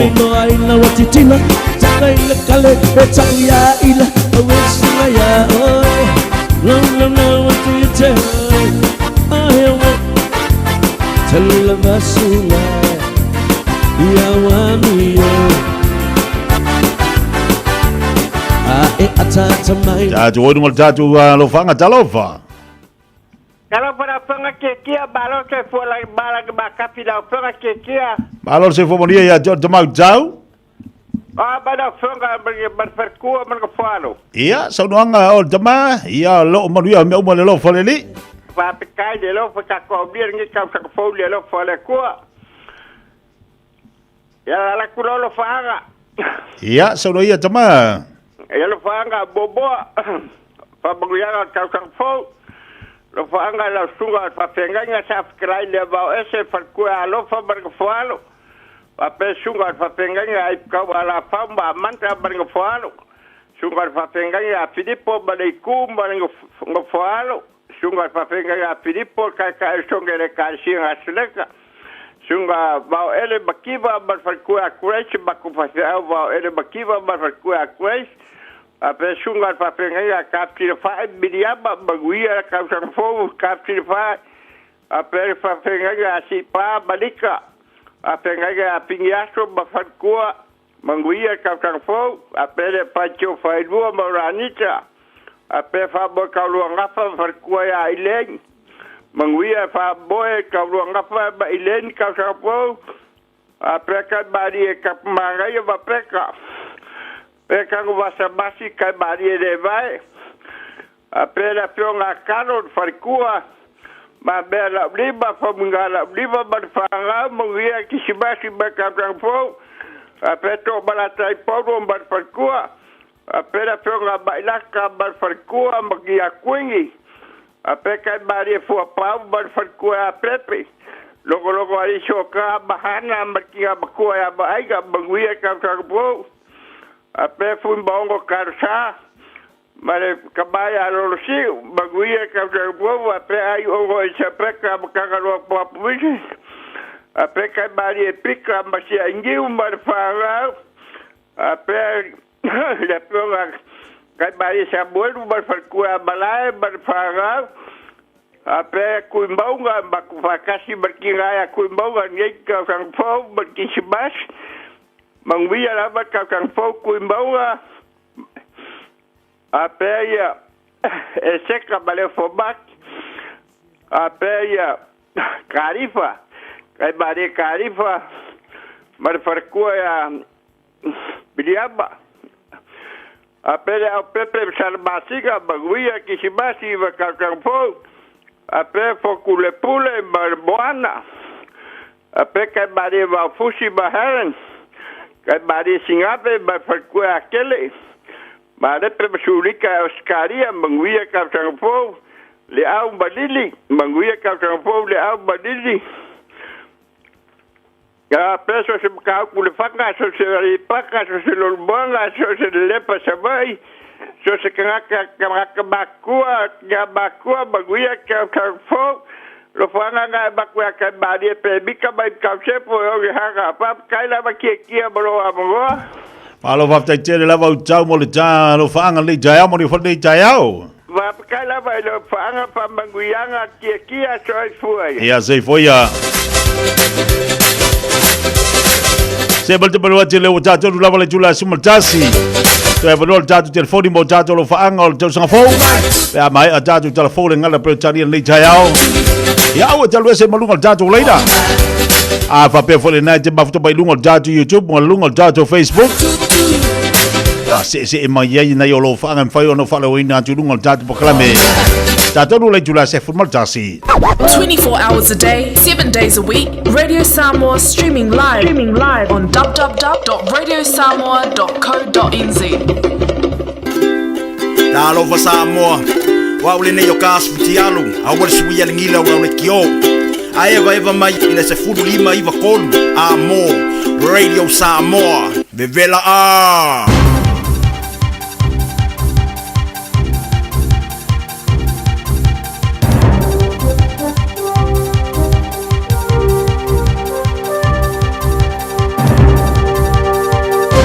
In this update, severe winds are continuing to cause major disruption in the lower North Island, upper South Island and West Coast, with wind warnings and watches in effect.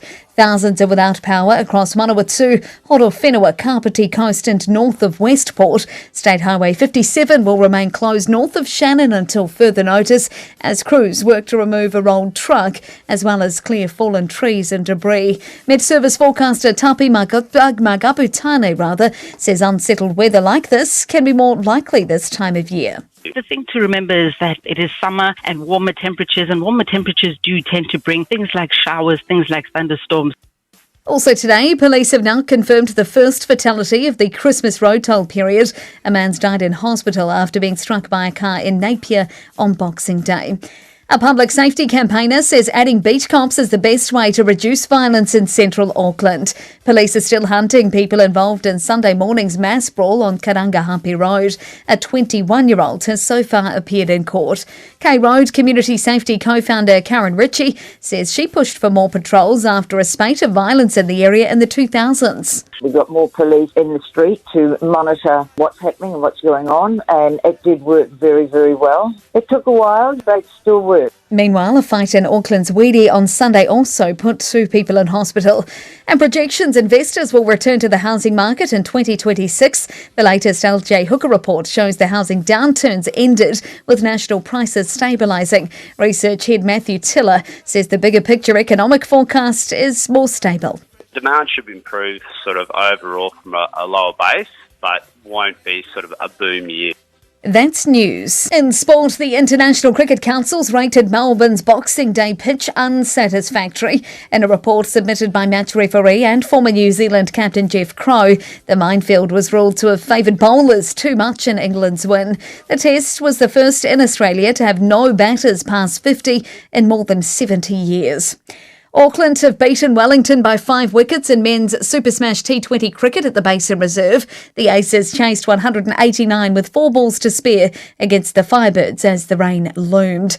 And more concerns for the Phoenix with a 5th defeat in 7 men's A-League football matches, losing 5-1 away to the Victory. The result sees Wellington stay 10th on the table with 11 points. That's sport. I'm Claire Sherwood. Radio Samoa. Taslima Ivatoni.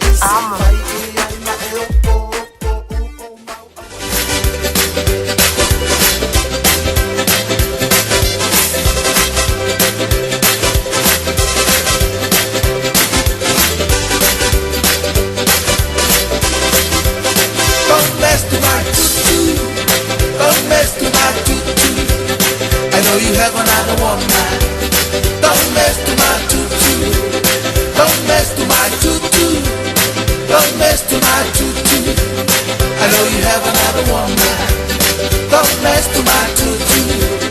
Well, I'm gonna break you. Hello, David Olomar Tato Lena. Tala Tato telefoni mo Tato lo faangal tu sang fok. 5 minuto tale tu la sumartasi. Pafutumani Tato wa tunu ofela na te vata siba idunga tau tulu rede Samoa. E ao le toi fomanato po kalabe mo Tato le wa pisi Tato le nei vai taimi. Ya moila tu anga ya tu mo fa taunga tu tu nama o le saunga le mu e pese atu pele tu tu radio Samoa ai lo saunga le mu lunga le tele fa mole tu nama o e abeta vale ma ai ya lunga le wala o te lo le taimine ana fino felu e to sola upa le so nafi o kilo o ka kai le ma fa si tu lo wale fa fonga tu watu abeta vale e makau kia sole e ia matatu sa more fa ia lang o kilo ngafi mo ki nganga va ia ku elo fe kau ile mela wa oso e le si pito ai oso o le fa manatu la mo tato au ni tu dia lo sao ai tau tu na lo sao ngale mu ma va ile ta vale ni te fu wa fa le tonu ia na vele ma mela e le fi nei tau sanga ta pena le o nai me e tia ia tatu te fata malai o me fo ina e le ye lo ta pena nga malu fa le atu tau sanga fo la via fo ma me la fa visi ye o e male ainga ai o fa manatu o le la veti fa fonga mai e pese atu e tapisa pe le tau tu al video Samoa mo le saunga le mo tatu wa tunu ai lungo awala tau tu na le saunga le mo tau ona yai au te alo su le fa lave awa awoni tatu wa su le fa lave tu pe fa lave la tu eluia ia ma fa no fo pe fa lave ai alu o su le saunga le mo ma ia alu o su le fia ina ia moa uma nei tau sanga la lave tu mo di fia o ma la inga o fa manatu la ma le taulongo longo tau tu na tatou ave ta vale ia vai lungo awala mai ia sa fa tu ngaina au fo tina no tele au tina no tele afa pena tele tu se fa lave po se fe au e ai au tina no tele pauli mea longo telefoni la ngana telefoni so ta yai ina ia mafai ona ilole mea na te yai ai le tu ala na tau na ave ta vale umalava vai lo sanga le mo tatou ia te fai fa taunga i vai te mo tau sanga fo le fo wa tilo le pisi male tomo o fale o loa o ka o kai ma ka o kia wa ka va ia ku dela mu o lesi o fa le halu le ilo la ko e ma ka o kia fo a o sa pa inga yo le ako nga le ua ia ilo sisi liu fa sanga mai o le halu le fu ia ku le kingo ia e uma enga le se mea ia se mea ai ma se me fa kau ai se a nga le ilo a nga le alu le ilo la ko ia a se fu fo se le gida ako one masau ia a le mane makwa empty ale ak okay fa yaku a fa ma fanga mai ngi lau ako ila lo au oka wa pe ole akwa wa pe ola ako ke fai ako le ai ma se mea anga lu waku ai do ako le kawi e over marcela kala ava le ko unga ka ko e kilo le mea ka ngofi e au fo ingi fe ilafi la kilo i mea wa ke la kulo foi me lu se full passing e annual discount e lu se full passing e ama ko se full nga ke fo ia le wa mai ia ilo Mantu wo mala fa na we fa tauni se vai o lo watali ba ko aku le lisi fa lo nga o kilo ku so e ele se vai nga e fia e valu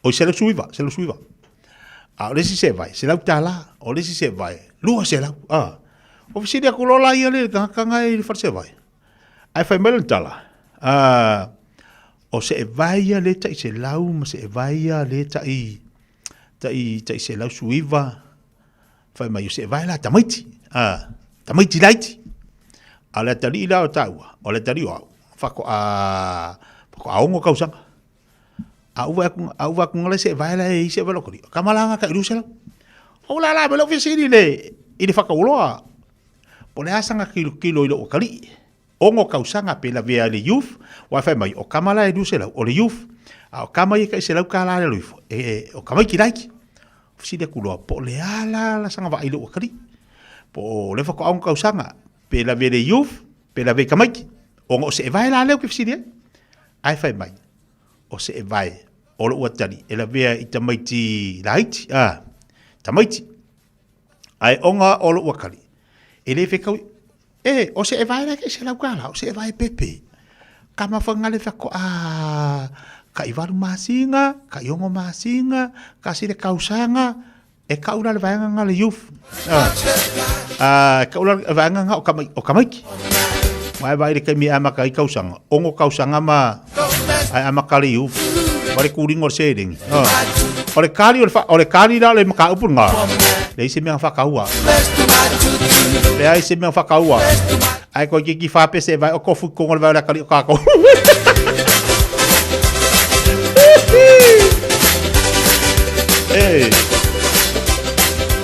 wale mea ya ofi ngale fa ofi ya ko ko irunga ngale fa ofi ya e fu ali manera au lava ngi masau se si fa pe ai ngi masau wangi ari ko ngi pedir ka usang fo tatu telefone lo no tolu fit taslima tolu fit taslima tolu fatalo fatu dei vangal dayao eu lu ali isa fui mono ayu fatalo fatu por clame malo si fo moria foto sang fo vai sa lao so no lote fa moria to sang fo malo si fo moria tatu ngal tatu le dei dayao talo fa malo soy fuerte tia. Se fo monia le tau tina malo o amal tau. Ya, manuia lava tau de ali. Le fa monia ngal tau sanga fo. Ia manuia foi tau tanga foi a o lua mai whanau. Vai tu sape tangata ai whatau pia me nai mana wai tamai.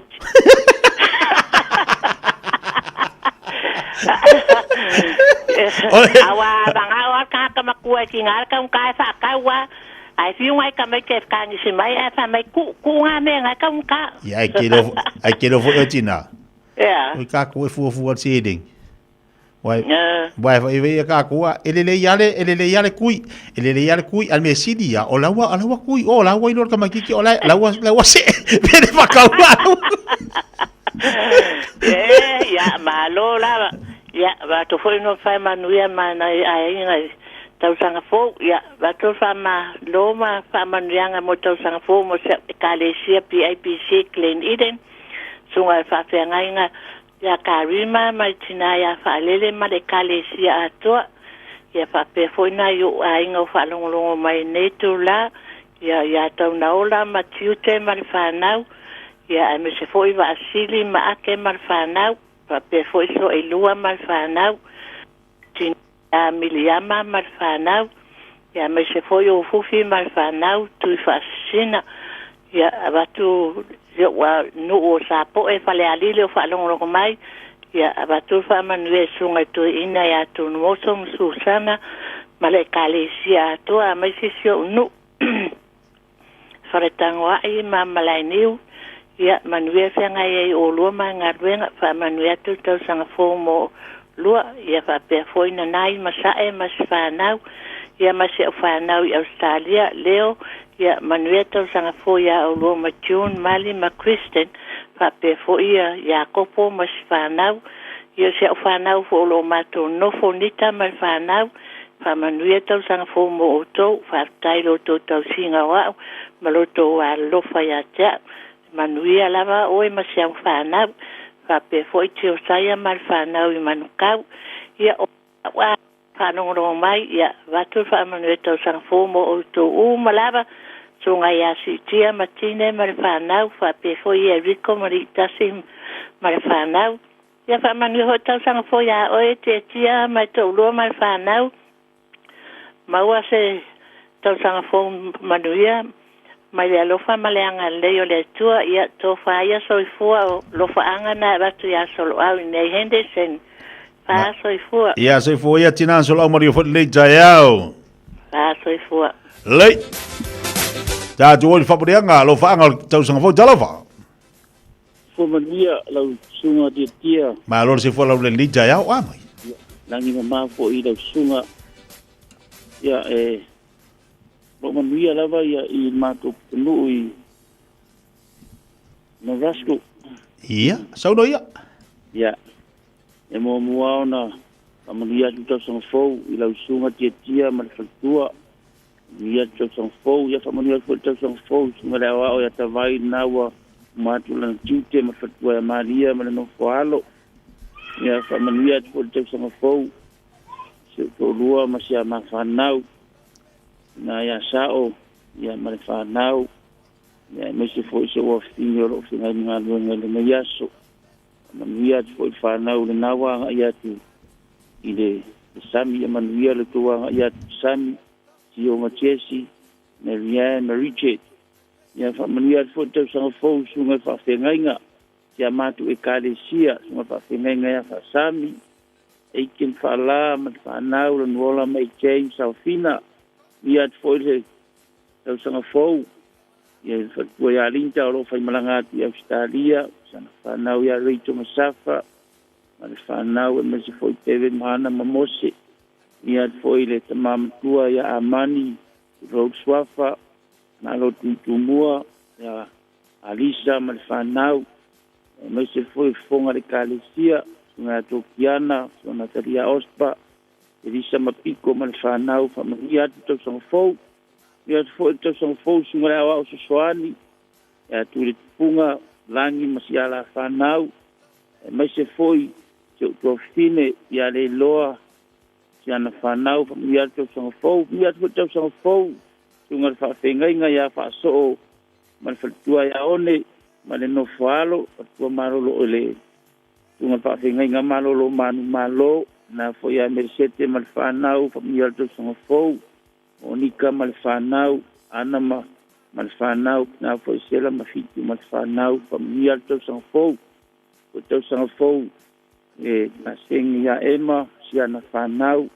me se fo fa tua ya sao fa mai fa mi alto sanga fo ya oe mal fanau mai sio na yo mato au ainga malama la tu che silaftia ma iloa lo ni tanga cha ia fa mamia to sang fo ia fu to sang fo ko fa pinga ia sila tua ya apolo le fo le tina matua ya ainga mes fo ati mal tua ya avale fa mamia to sang fo suma fa pinga ia sone to sang fo na fo suma fa pinga ia yoane so na fo ya saketi mekika ia to sang fo ia to sang fo tunga whawhenga ia lokeni, ia whato sanga whausu ia na usama whatua ia suru, ia maise i lato umalava, ia to sanga whau, ia whamanua whato sanga whau le pulenga le tio, ia lava o tau whamanianga su tato watino, sira whai ai, me umalava tupu i lei tūre larolangi, ia to au maumana no whai, ia whamania to sanga whau, ia o toi taimi whau o lau tiute, lau sunga tia ia famia le tua ia manu me uma patasi mai o le tua ia le panga le famia ngai va ia Paulo nei Marasco manu tele le aso le sunga tia lo fatu tai Paulo mo fo nei tai mo fo to sang fo ia te blainga tai lava ia sei fo ia Patal vatu fa malot fo le usa Khalifa ia malainga lo mafuto mai mo fo to sang fo ia oi nei tai Tatu ngol tatu wala au sau tatu lai de talofa. Mala sai fo tia. Malo sai fo mo dia de jayau. Kirisi mas manguia. Tau sa fo fia. Ia afta ya mo wa no tia amata mai Australia. Pe fia ia fai mata male fatu mo fa nau. Ya me sito inorm ol pulenga le atentilon inga ya Williamu Maneli ia male kale sia uma patua malolo ya le ma fo e pesa leli sia manuia mau se tau sanga fo fia le ma fo e alof tele mo oe ia ms fo ia le e kale sia nai Frank Kate i ngai Melbourne ya lo fa tu ya pulu male to lua ya solo ya pulu solo mal fa nau tu me fono fo i mal to lo mal fa nau ta pale uma le kalesia ya o to tele ya al fa tu ya pepe mo fisi o stitu nai Melbourne ya lo fa mo o to so ma o a ingol o nele tina ya ai me se fo i nese ma ai o lupo lo fa tele mo o lua mal lua fa nau ya o mai nei atunu ia alofa tele mo se o mato foi se au ia se tolva amali tala mare fanau mato kalesia ma local pay ia alofa mo uto lo pat po il sunga se au ia Bonifacio ma meleane alofa mo o lua manuenga venga pa penale le tau si alilia ma le whanau se mau māteu fa ma le whanau se mau avea i ma le tō lua ma le whanau lofa tele mo o tō ia se au whanau se au tama i pale a lupo mania lau i kale se mania lua ngā ruenga se uspo i alitia i nawa i tele lofa tele mo oe tatou whelua i nawa i aspe au li se ola man mālosi ia ainga mao se utama ainga rutina ia va pena fui ainga se o matou ainga i sale au sabai ia lof tele mo uto mo stau sang fo fia mali Christmas manuia ia le wo umar Christmas ia tato walo tau sang fo pe apula lo pleli e ulia mal ia va pena lo sunga tia mali mar fartua sai anuia tele nei tau sang tato mo tau sang fo fia le lof malanga leo le tua ia manuia nga benga nei aso tia lo fatu ia lo fatu foi tina mari foi nei tai au sei foi ia Luas ful jasi minuto tia dele jula sumal jasi e jula bulbulo nungol tata bo kalame mo modelo faanga ole tau sang fo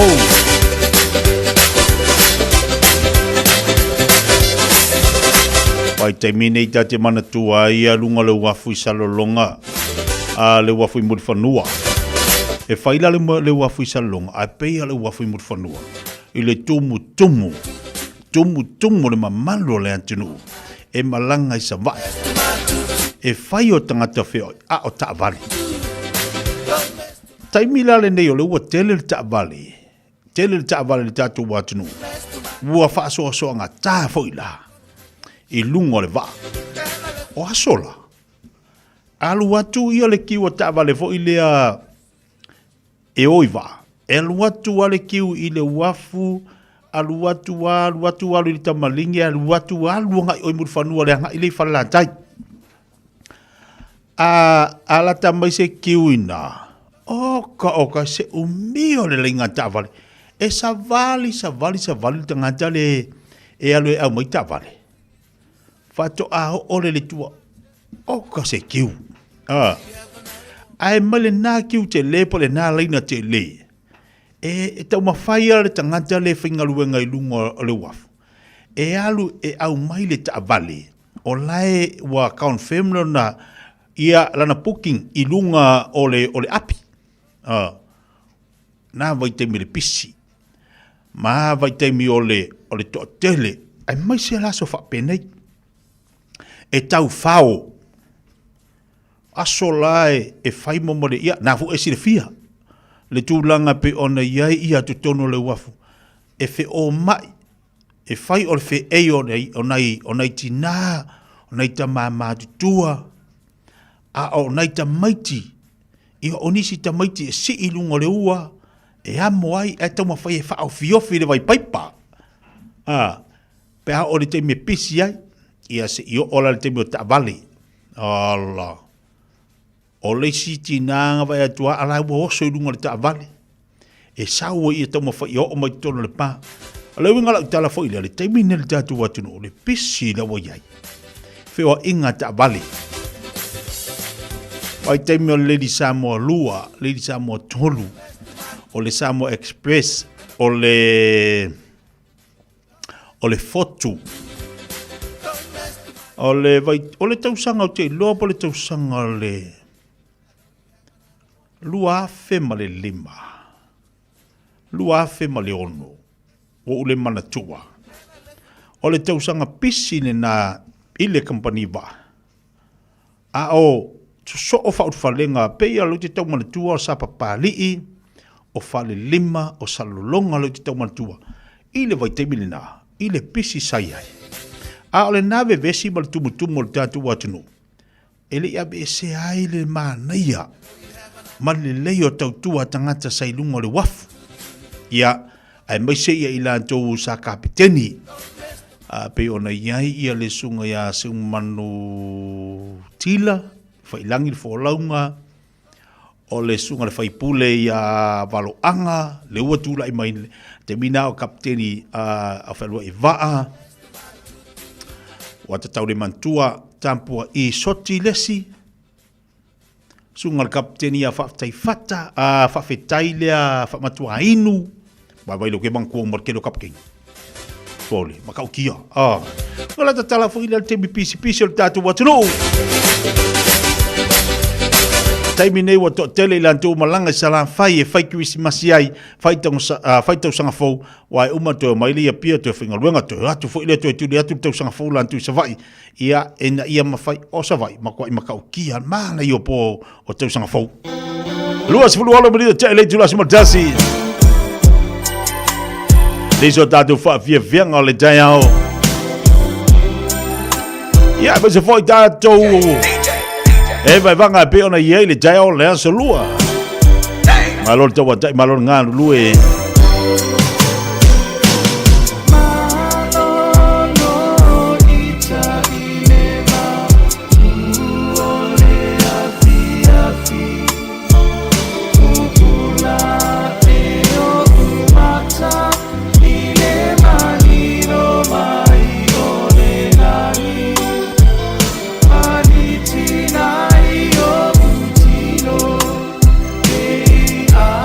Oh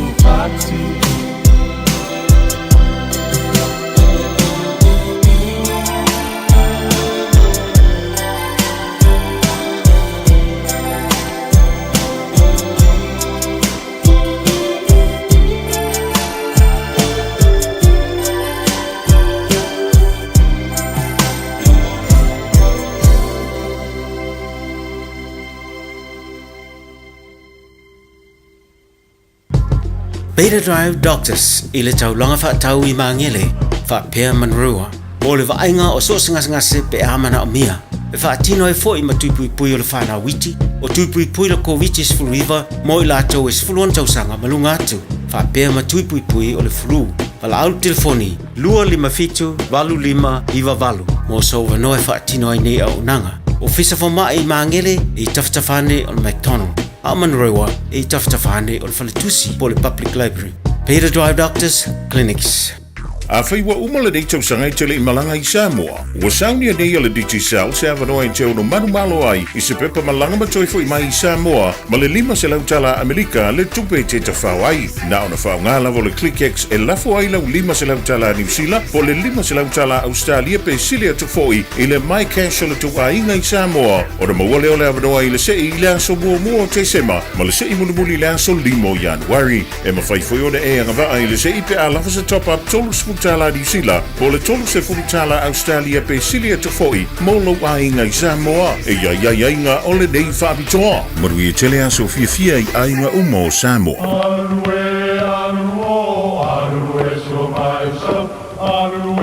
O Samoa o le atunu ua mai au na tofi.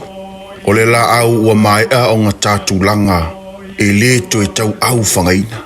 O le vai fo I ua malili, ua mai o na saiki. A o lau polo kalame o le vau filifili. Ua na o se toi wha manatu. Ua na o se toi whangu ia wanga nuu Samoa. Mau upu ta oto, mau upu tu. E ala lea e ala ngā upu ma muanga ngana, ma le vau ngana. A wane I emisia le tātou polo kalame. Iafi o aso lua ta itasi le itu la e valu. I lunga o le Radio Samoa. Ia manu ia tele, lau mai moanga ma lau whaasaunga Samoa.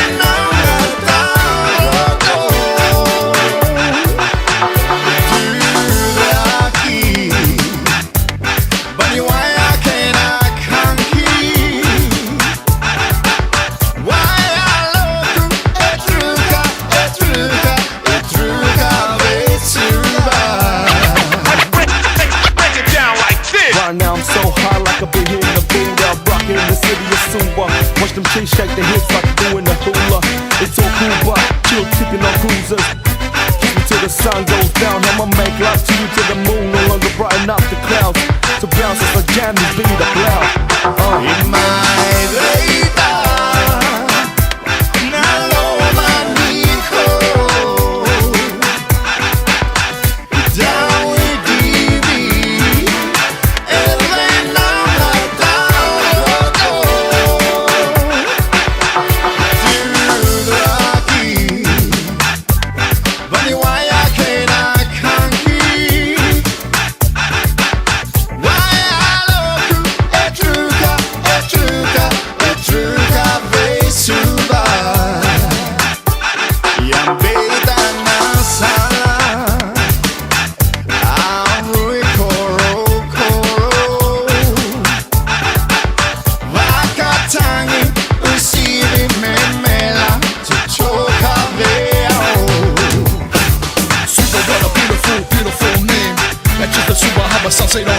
day.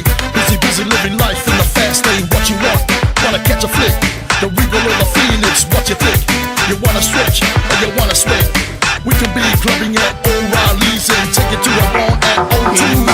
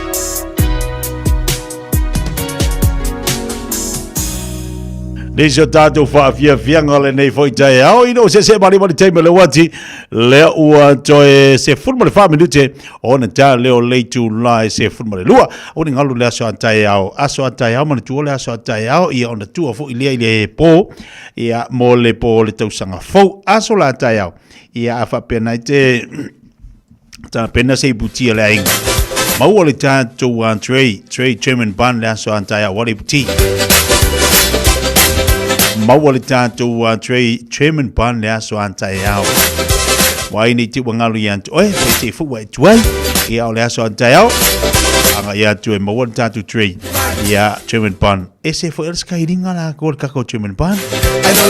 Ia no fai atu e to tele i lanto walanto. Fai a so se tau maftanga.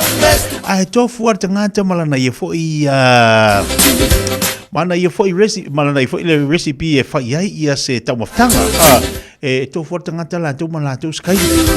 Ai te iloa o le tu ainga mea ai. E te iloa e tala whea ngai maua le lei. E au te le fai atua la se tala. Te e whape te whimana o mia se Chairman Ban le aso antai au. Na e su atu la ia le. Whaatau ia le tātou Trey. Ia whaatau se iputi mo le ainga. E mauala le Chairman Ban e te tofo le aso antai au. Mauala e te tofo le aso antai au. Ia na e alu dola ia lea. Ma ave lau Trey Chairman Ban. Awala iputi o le fia. O whakau popo ngangi. O ka sa pusa popo. Ke valu. Ka au whalu valu ngā popo. Ia awala tātou Chairman Ban. O le popo fau. Popo. Pengu le lei e sau mo le popo. Va pele te sua tai ana va vai oka. Afa pe faile e se aingo la e ma fo le faile lako. Se lako popo se unga umka popo. Ke lo ai vela oi popo le o fale. Awala te misiera so tai au. Vai so Trey Chairman Ban. O fo tatu ya Chairman Ban.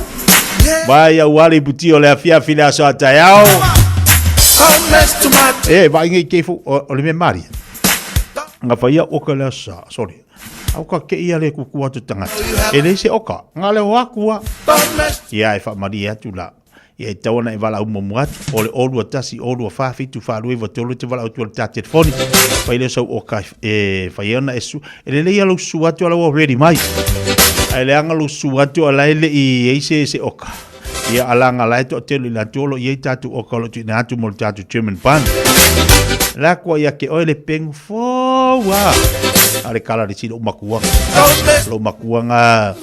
Wa ke de lo makua le ke lo kokongi lo makua. E va ko kokongi lo makua. Momo o cash o momo tino tupe. O le sia songa sa lo makua fingolo. E va ko la long kokong. E ka kala ko ngala ke ukusi. Sorry. Ele ai sorry. Ele se kupel me leva. Ko mo le fasi pepa la era ku kokong. Ya la lai mangkua. E ko lu fa finga ia e finga lo fakasi mo lo makua. Ka kala ko ke ko lo makua fa merkala lo makua. Ui. Vai lo kokong. Ola fa si pepale so kokong. O lo makua va vai lo makua. Fa si ko lo makua. Ui. E se ai ko le kokong le so skingo ku pa po ai fa si pep. Mangkua la lo fa si yaki ko kokong. Ko le si lo makua ngai lo. Se vai nga so kilo. Ako ngolo makua. Rio la ufasi yak. O so ko lo malo makua. E ai. O le ua fasiaki mai ka ko kongi longo inka ko ke o le pen e kala mai. Aka le sile o mako mai ka. Ka imanga ia fu. Siaki fo. Amerikala lo bakua. Siaki fo. Kwa va ai ale sile o bakua me ka le kokongi la ko fasiaki. Siaki fo. Kaiao le ko for German pan. German pan fo. O le pengu fo a whako a waru mai. E le se pengu whaakau, a le pengu e sausa, o le popolo na makaku wai. Kai au la, e la e kofola mo le pengu fo a. O la ele ale waru popolo ka makiki mai sawa. Aso la tai au whaatau lau tui German pan. Ia ngā alu whare kia ngofo whare kia whaper ko inga woi e. O pe au fōringa, o pe au ala whau de German pan. O pe au ala whau de pupuka ngai pupuka mai pe le German pan. O pe au sisi umaka pe renga engole pe ngole popo. Awala te bisi la aso atayao, la amfai ona mau atu i anti oila oka o le tatu German pan aso atayao. Awala iputi o le afiafi o le tatu telefoni o le olua tasi olua fa. Olua tasi olua fa fitu fa lue vitolu. AJ Tawantua Bili atu telefoni na Olua tasi olua wha fitu wha lue vitolu Wapena fo ia mea lofa Ole olua tasi olua wha fitu wha lue vitolu Ia ole kalanga lu makua Siaki fowa Kaiao ole a kofo German pan fowa Pe maalili Kiri mo si me ko se fefeu. E maarili ke ba ia e ba ka ngome yo ala fa le pepe. A ka nge unga fa pe ala fa le pepe e pi momi a. A ka ngola ala fa le ko ko ngape ngopi wa malo. Ele ai la ele malo la pe ala fa ko ko ngape a maarili. E ki ka ngwa e maarili ke ka ngwa pe ngi ala fa le pepe. La vai. Pe nga mo vai ver German pa. I know you have another woman. Ele o coi vai ala fa wale poi. E wa malo. Aso atayao. Leo tu evalu. O ko le mele ya sole. Le ma fai lava. Ia mone pa ngai vala mai. Se o tatu show na tali atu lo tatu telefoni fa mon. Ai fa pe fo te mala mi se apa pai. Ia wale puti.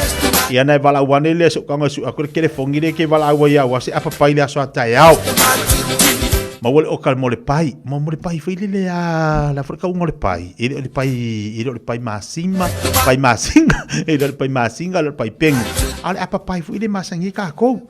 Wa to telo tatu le foi ia momo afo. Le foi momo me o iputi la so atayao.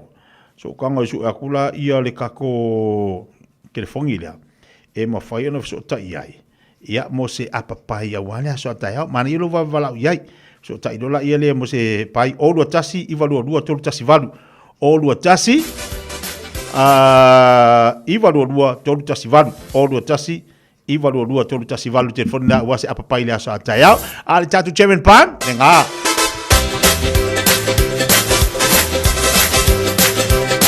ya lu ko o avakulo mo German pan kofo vai queremos falar ingat kofo ela ku falar sainga ele se me ko se kofo ngala dua kwa ia alu ale ka usa mi fefeu ia la ia alu ku falar ainga ele se me ko se kofo kaiao German pan kofo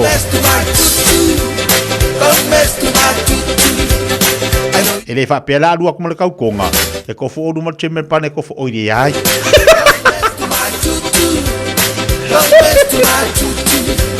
I know you have another woman. Aduh aku kaya, vai dua German pan nang wakasi o lua. Kasi o lua.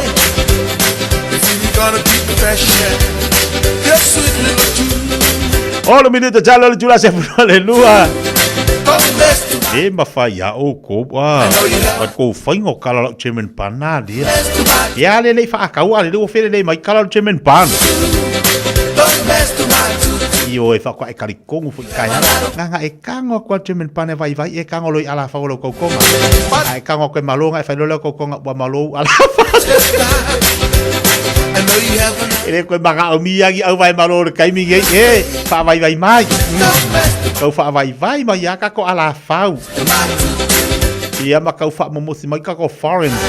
O lela akar kau sanga fo. Kau fa nga valuing.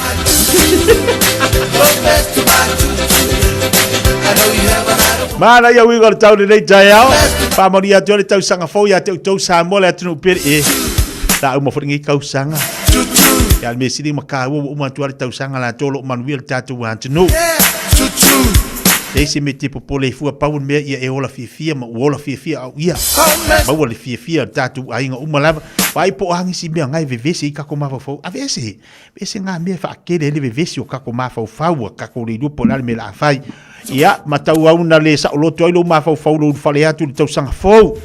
Ale manga ia alu atu le tau sanga tuai ma vatu le ngasu se tu lo fa fonga tatu watunu fa pe ia o ma ko wat ai mana ia le alo la tau sanga malua nei tau sanga malua tu man fa le tonu po ani mo tu tupu o ha fo ni me na te ma fo fa ia ave esse malo ma fo fa ave esse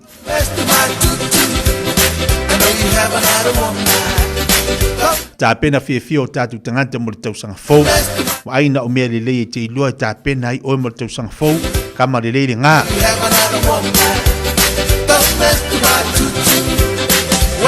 sei came in fatalo fatu ne vangal taiao puna al olofai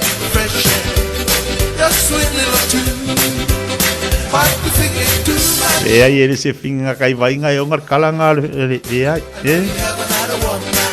ya Steve fatalo fatu malo se fua ia mafuto mai nai camper el sita lia fatalo fatu foi diso tatu pa angalo mafuto mai malo lo sai ia e momole tu lava lo faanga moto uma sa mole atu pele mole tanto maftanga le tu sang yo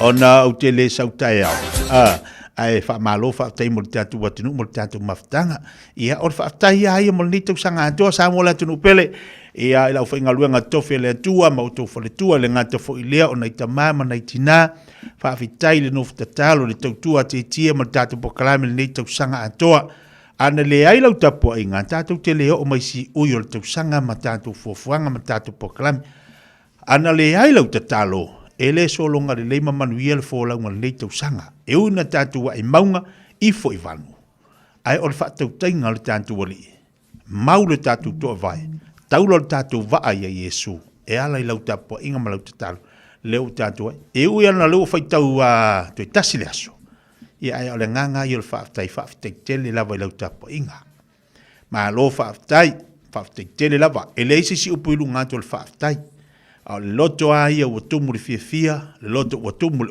ori wha leo i le nganga o le whaafitai le nei aso ia i lau tapo inga sa moa ai mai se foi o lau tu o nalo ia ma lau whaasoa mai na e se manatu to e mau se langona e tau tuai le tatu watu i lunga le pokala maliwe de Samoa pe ona e le tau tua le fia mai e le ato toa se tau tua te tien le tau sanga atoa sa ye ona wha le tonu sa ye fo ona se sa ye le sasio ngangana o mea sa whaatino sa ye lava ia le ato toa ai sa malu lava i lo titi whaitama o le matua e maua na maua i nisio langona ma nisio manatu e tau tuai Samoa lo watu nupele ia whaafitai tele ia manuia tele tau sanga fau tātou maua le fia ma le oli mai le li whaamania tuai a tau Samoa le atu nupele tātou whenua ai i le tau sanga fau i lona so tofi lono inga misi tae a tātou toe mafuta i le aso tofi le aso mua toe whaawau fo i le tātou tautua ma le maftanga whai pea i le tautua le wede Samoa ai manuia tele ni aso ia te outou manuia tau sanga fau sa mo la tunu pele soifua ma manuia. It's summer, a time for gathering and reconnection with the ones we love. Right now, measles is travelling across the Motu too. It spreads easily and can cause serious illness. Before you visit whānau, make sure you've had 2 doses of the measles vaccine. It's the most effective way to keep the ones we care about safe from measles, especially if they are too young to get immunised. It's free for most people, so contact your healthcare provider or visit bookmyvaccine.nz before you settle into summer. O e sila fia e iwa te si male tolu wha miliona ta la le se leni ale UTOS ua toe whaasafua atu i ona sui whai unite i le lua o lua wha. Whai sau teo ngā tupe e teo wha whainga luenga ai lau se leni ina ia vave wha tau nuu se wha moe moe ta ua a lau a inga wha pe e ka le sia. Wha o ngā au nanga le ANZ po le talofa voucher, le M ta la, male my cash e ala i le Click X. Wha afso tai mai le ono valulima lua ono iwa wha iwa, le www.utos.ws, po le emaili o le info@utos.ws, po le Facebook, le UTOS, le whaaputu ngā tupe teo whaawhainga luenga o le mawaenga tausia Samoa, teo whaawhainga luenga e mātou lau seleni, ai sele e oe le manuia. A whai te lei whaonga ina le au nanga le Samoa Market. O nisi nei o mafua anga e te tauai. O e au Maui New Zealand ai olo e fia fisoswani ai ngai Samoa.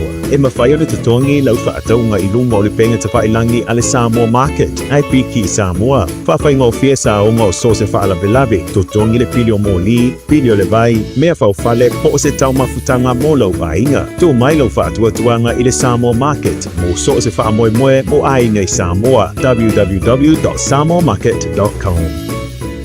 O mawhaiuna awina tu telefon mai Samoa. Ona o le lango mai ale ofisa malanga o le Ades Travel. Telefoni o iwa, tolu iwa, lua o, whaselau. Tolu iwa, lua o, whaselau. O te whātālofo e lo tātou wasino o whēloa i fō i le nei aso, i au si mai ale whaafonga. O le tangata pito matua o se tamatane ua limas fulu iwa tau sanga lo na so i fua. O lo au fie le to limas fulu whao i la tau lo nofo tau fia nei. I te tonu o le whale pui pui tānu malala e whaatali Februari le tau sanga fōu. E tūtula i ai le whaamasinonga māwalunga. I mōrianga e wheso o ta i sori tū la fono, tau i whala au whaasaina. O le tangata pitola i titia lo tau fia mai le au wha inga i limas fulu wha o se alii. Se fulu lima tau sanga le matua. O lo tau fia uma maona mātua i le mai au so wha inga leo leo. E pēna sā i di ai whale mano fuanga na masalomia. O lo tu lei ai le aisa mamaruana. E to as futasi tama i tai lo tau fi ai foi, ai fast food tolu ali. Ai o tama i tai o le tangata matua se tina o fast food iwa tau sanga. Ai o le tama i tai le titi e se furu iwa tau sanga. O le ua whailo lau tele leo atau i lato uma, ma wha talanga i o lato nuu i lunga le upenga ta wha ilangi, a le mtanga luenga o leo whale pui ma le toi fuata ina. I le whairoa inga le sui komisina o le mtanga aruenga matu stala, na whaelo ai o so o se tangata lava e mawatu, i le no fuanga o lo autu i aise o se whainga o whala au whaasaina, e pu e ina uma ma ave e tau fia mosu e suanga. O se whainga talua i nei leo o whaamuta i le tautua, a se leo po o se malu o le malo. Ona ua maua i sa i di ilinga, na ia longo i tangata e whaamautu i se no fuanga, sa fua e anga i aire sa ilinga, leo so whainga o le aru atua leo. O le atu langa wa whaelo ai e le sui komisina, le sunga li atau o le sa Samuelu afa masanga. E le ai se awa noa e toi whainga aruenga ai se leo e wha maonia, na te tau ma whaailoa se o so whainga, e sa i di ai fuala au wha saina. O le mai au se whailo inga whaife au e kālesia kerisiano, o lo avea masui o le fono e kālesia so whaatasi Samoa, ma le fionga i le pāle mi o le tātu mutunu ua whaelo ai e le teitai o le malo. O le ua tāti atu i le so whaatasi e kālesia, e sila i tūlanga o iei tāpua inga malotu le atunu, po o ngā tasi mā o ngā le lotu kerisiano, o lo whaavai ai Samoa. O whaelo ai le pāle mi e le sunga la uri e le mali atoa le ua tea polata e vaufosi, i lana fono tanga matu stala le asalulu o mawai.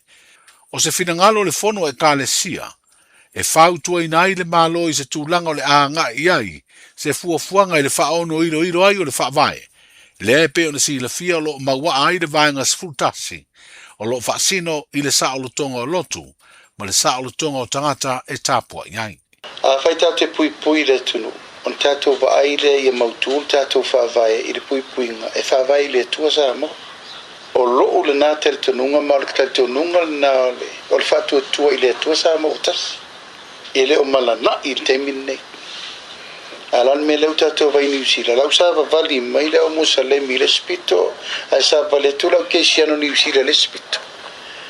e tātou talia mena i a Samoa lumana e mawhaina tātou talia mena la la no ua vea le fonatanga le kalesia so fatasi e liu i alto fa le kalesia po la la to va i fa kersiano lumana e la fa inga le talia o le puna mai o i kalesia kersiano la to te o ngā tusa mar tātou te tonu o le va inga le fa vai e te tau ona to e tirtilo iai ia le tunu e mesa le kalesia e le tupu te minne a iei le tu aso e liu lava o tātou tangata ai fotua i se whainu mele tō tele a se e kalesia whapau i Samoa e an tātou vai lo lel me tātou tele fia vai a leo tātou vai pau leo le mea tupu e ve singa ma tau ai se atunu tātou toi o le toto masaa o le whatu tuanga it's all about the belief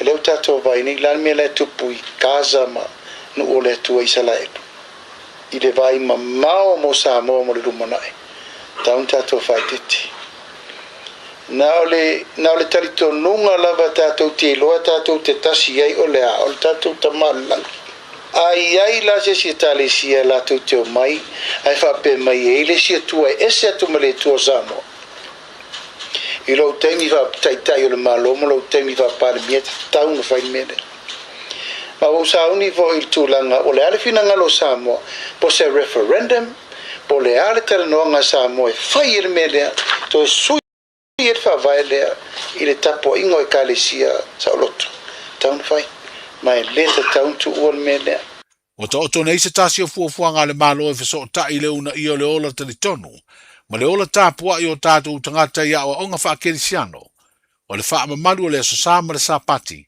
se ia vanga nā ngā luenga o loo whaatino ai au nanga masani e mana o mia e le atunu lau tele.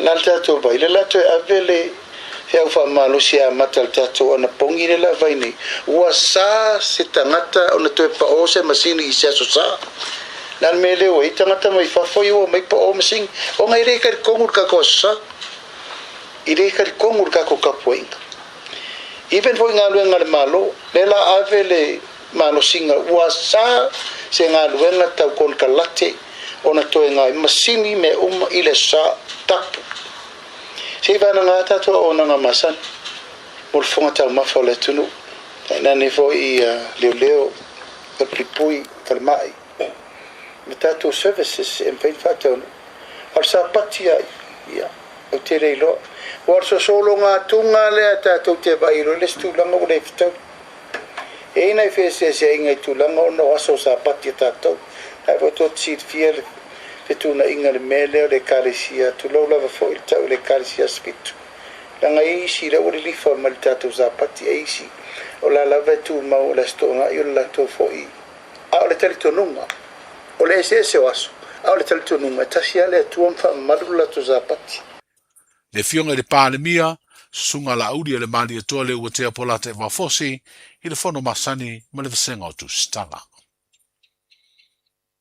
o le oi eise suinga i whinga wha vai alo tātou malo e wha sino le wha mamaina o tawhita whaalo nu mafio ango i tu malo ese o le tunu e peo na wha tino le te minei lea ngā luenga e nisi o kona kalate mo vau o le uafuanga e amate le tausanga wha le tupe lua o lua ono i le lua o lua fitu le whai o lea ngā luenga e fono wha vai anu o i tu malo lo wha tino i lea tautua ia mao se suinga o le a mawaini tupe wha o popo e nu mafio anga o le afa au lava ngā luenga kona karate i le wha mamaina o no fuanga e pe o vai vau te tele le o iaini fale o ainga o nuu ai maise no fuanga i le taulanga o pia le o lo wha mama le vau ma le lapisi e kona karate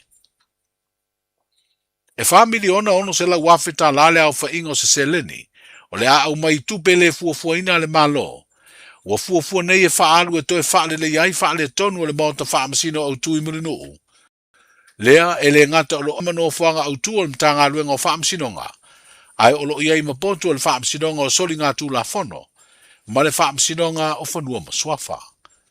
O whailo e le pāne mia e le whelo inga matu sitala e le imae a le tausanga fōdua o luono.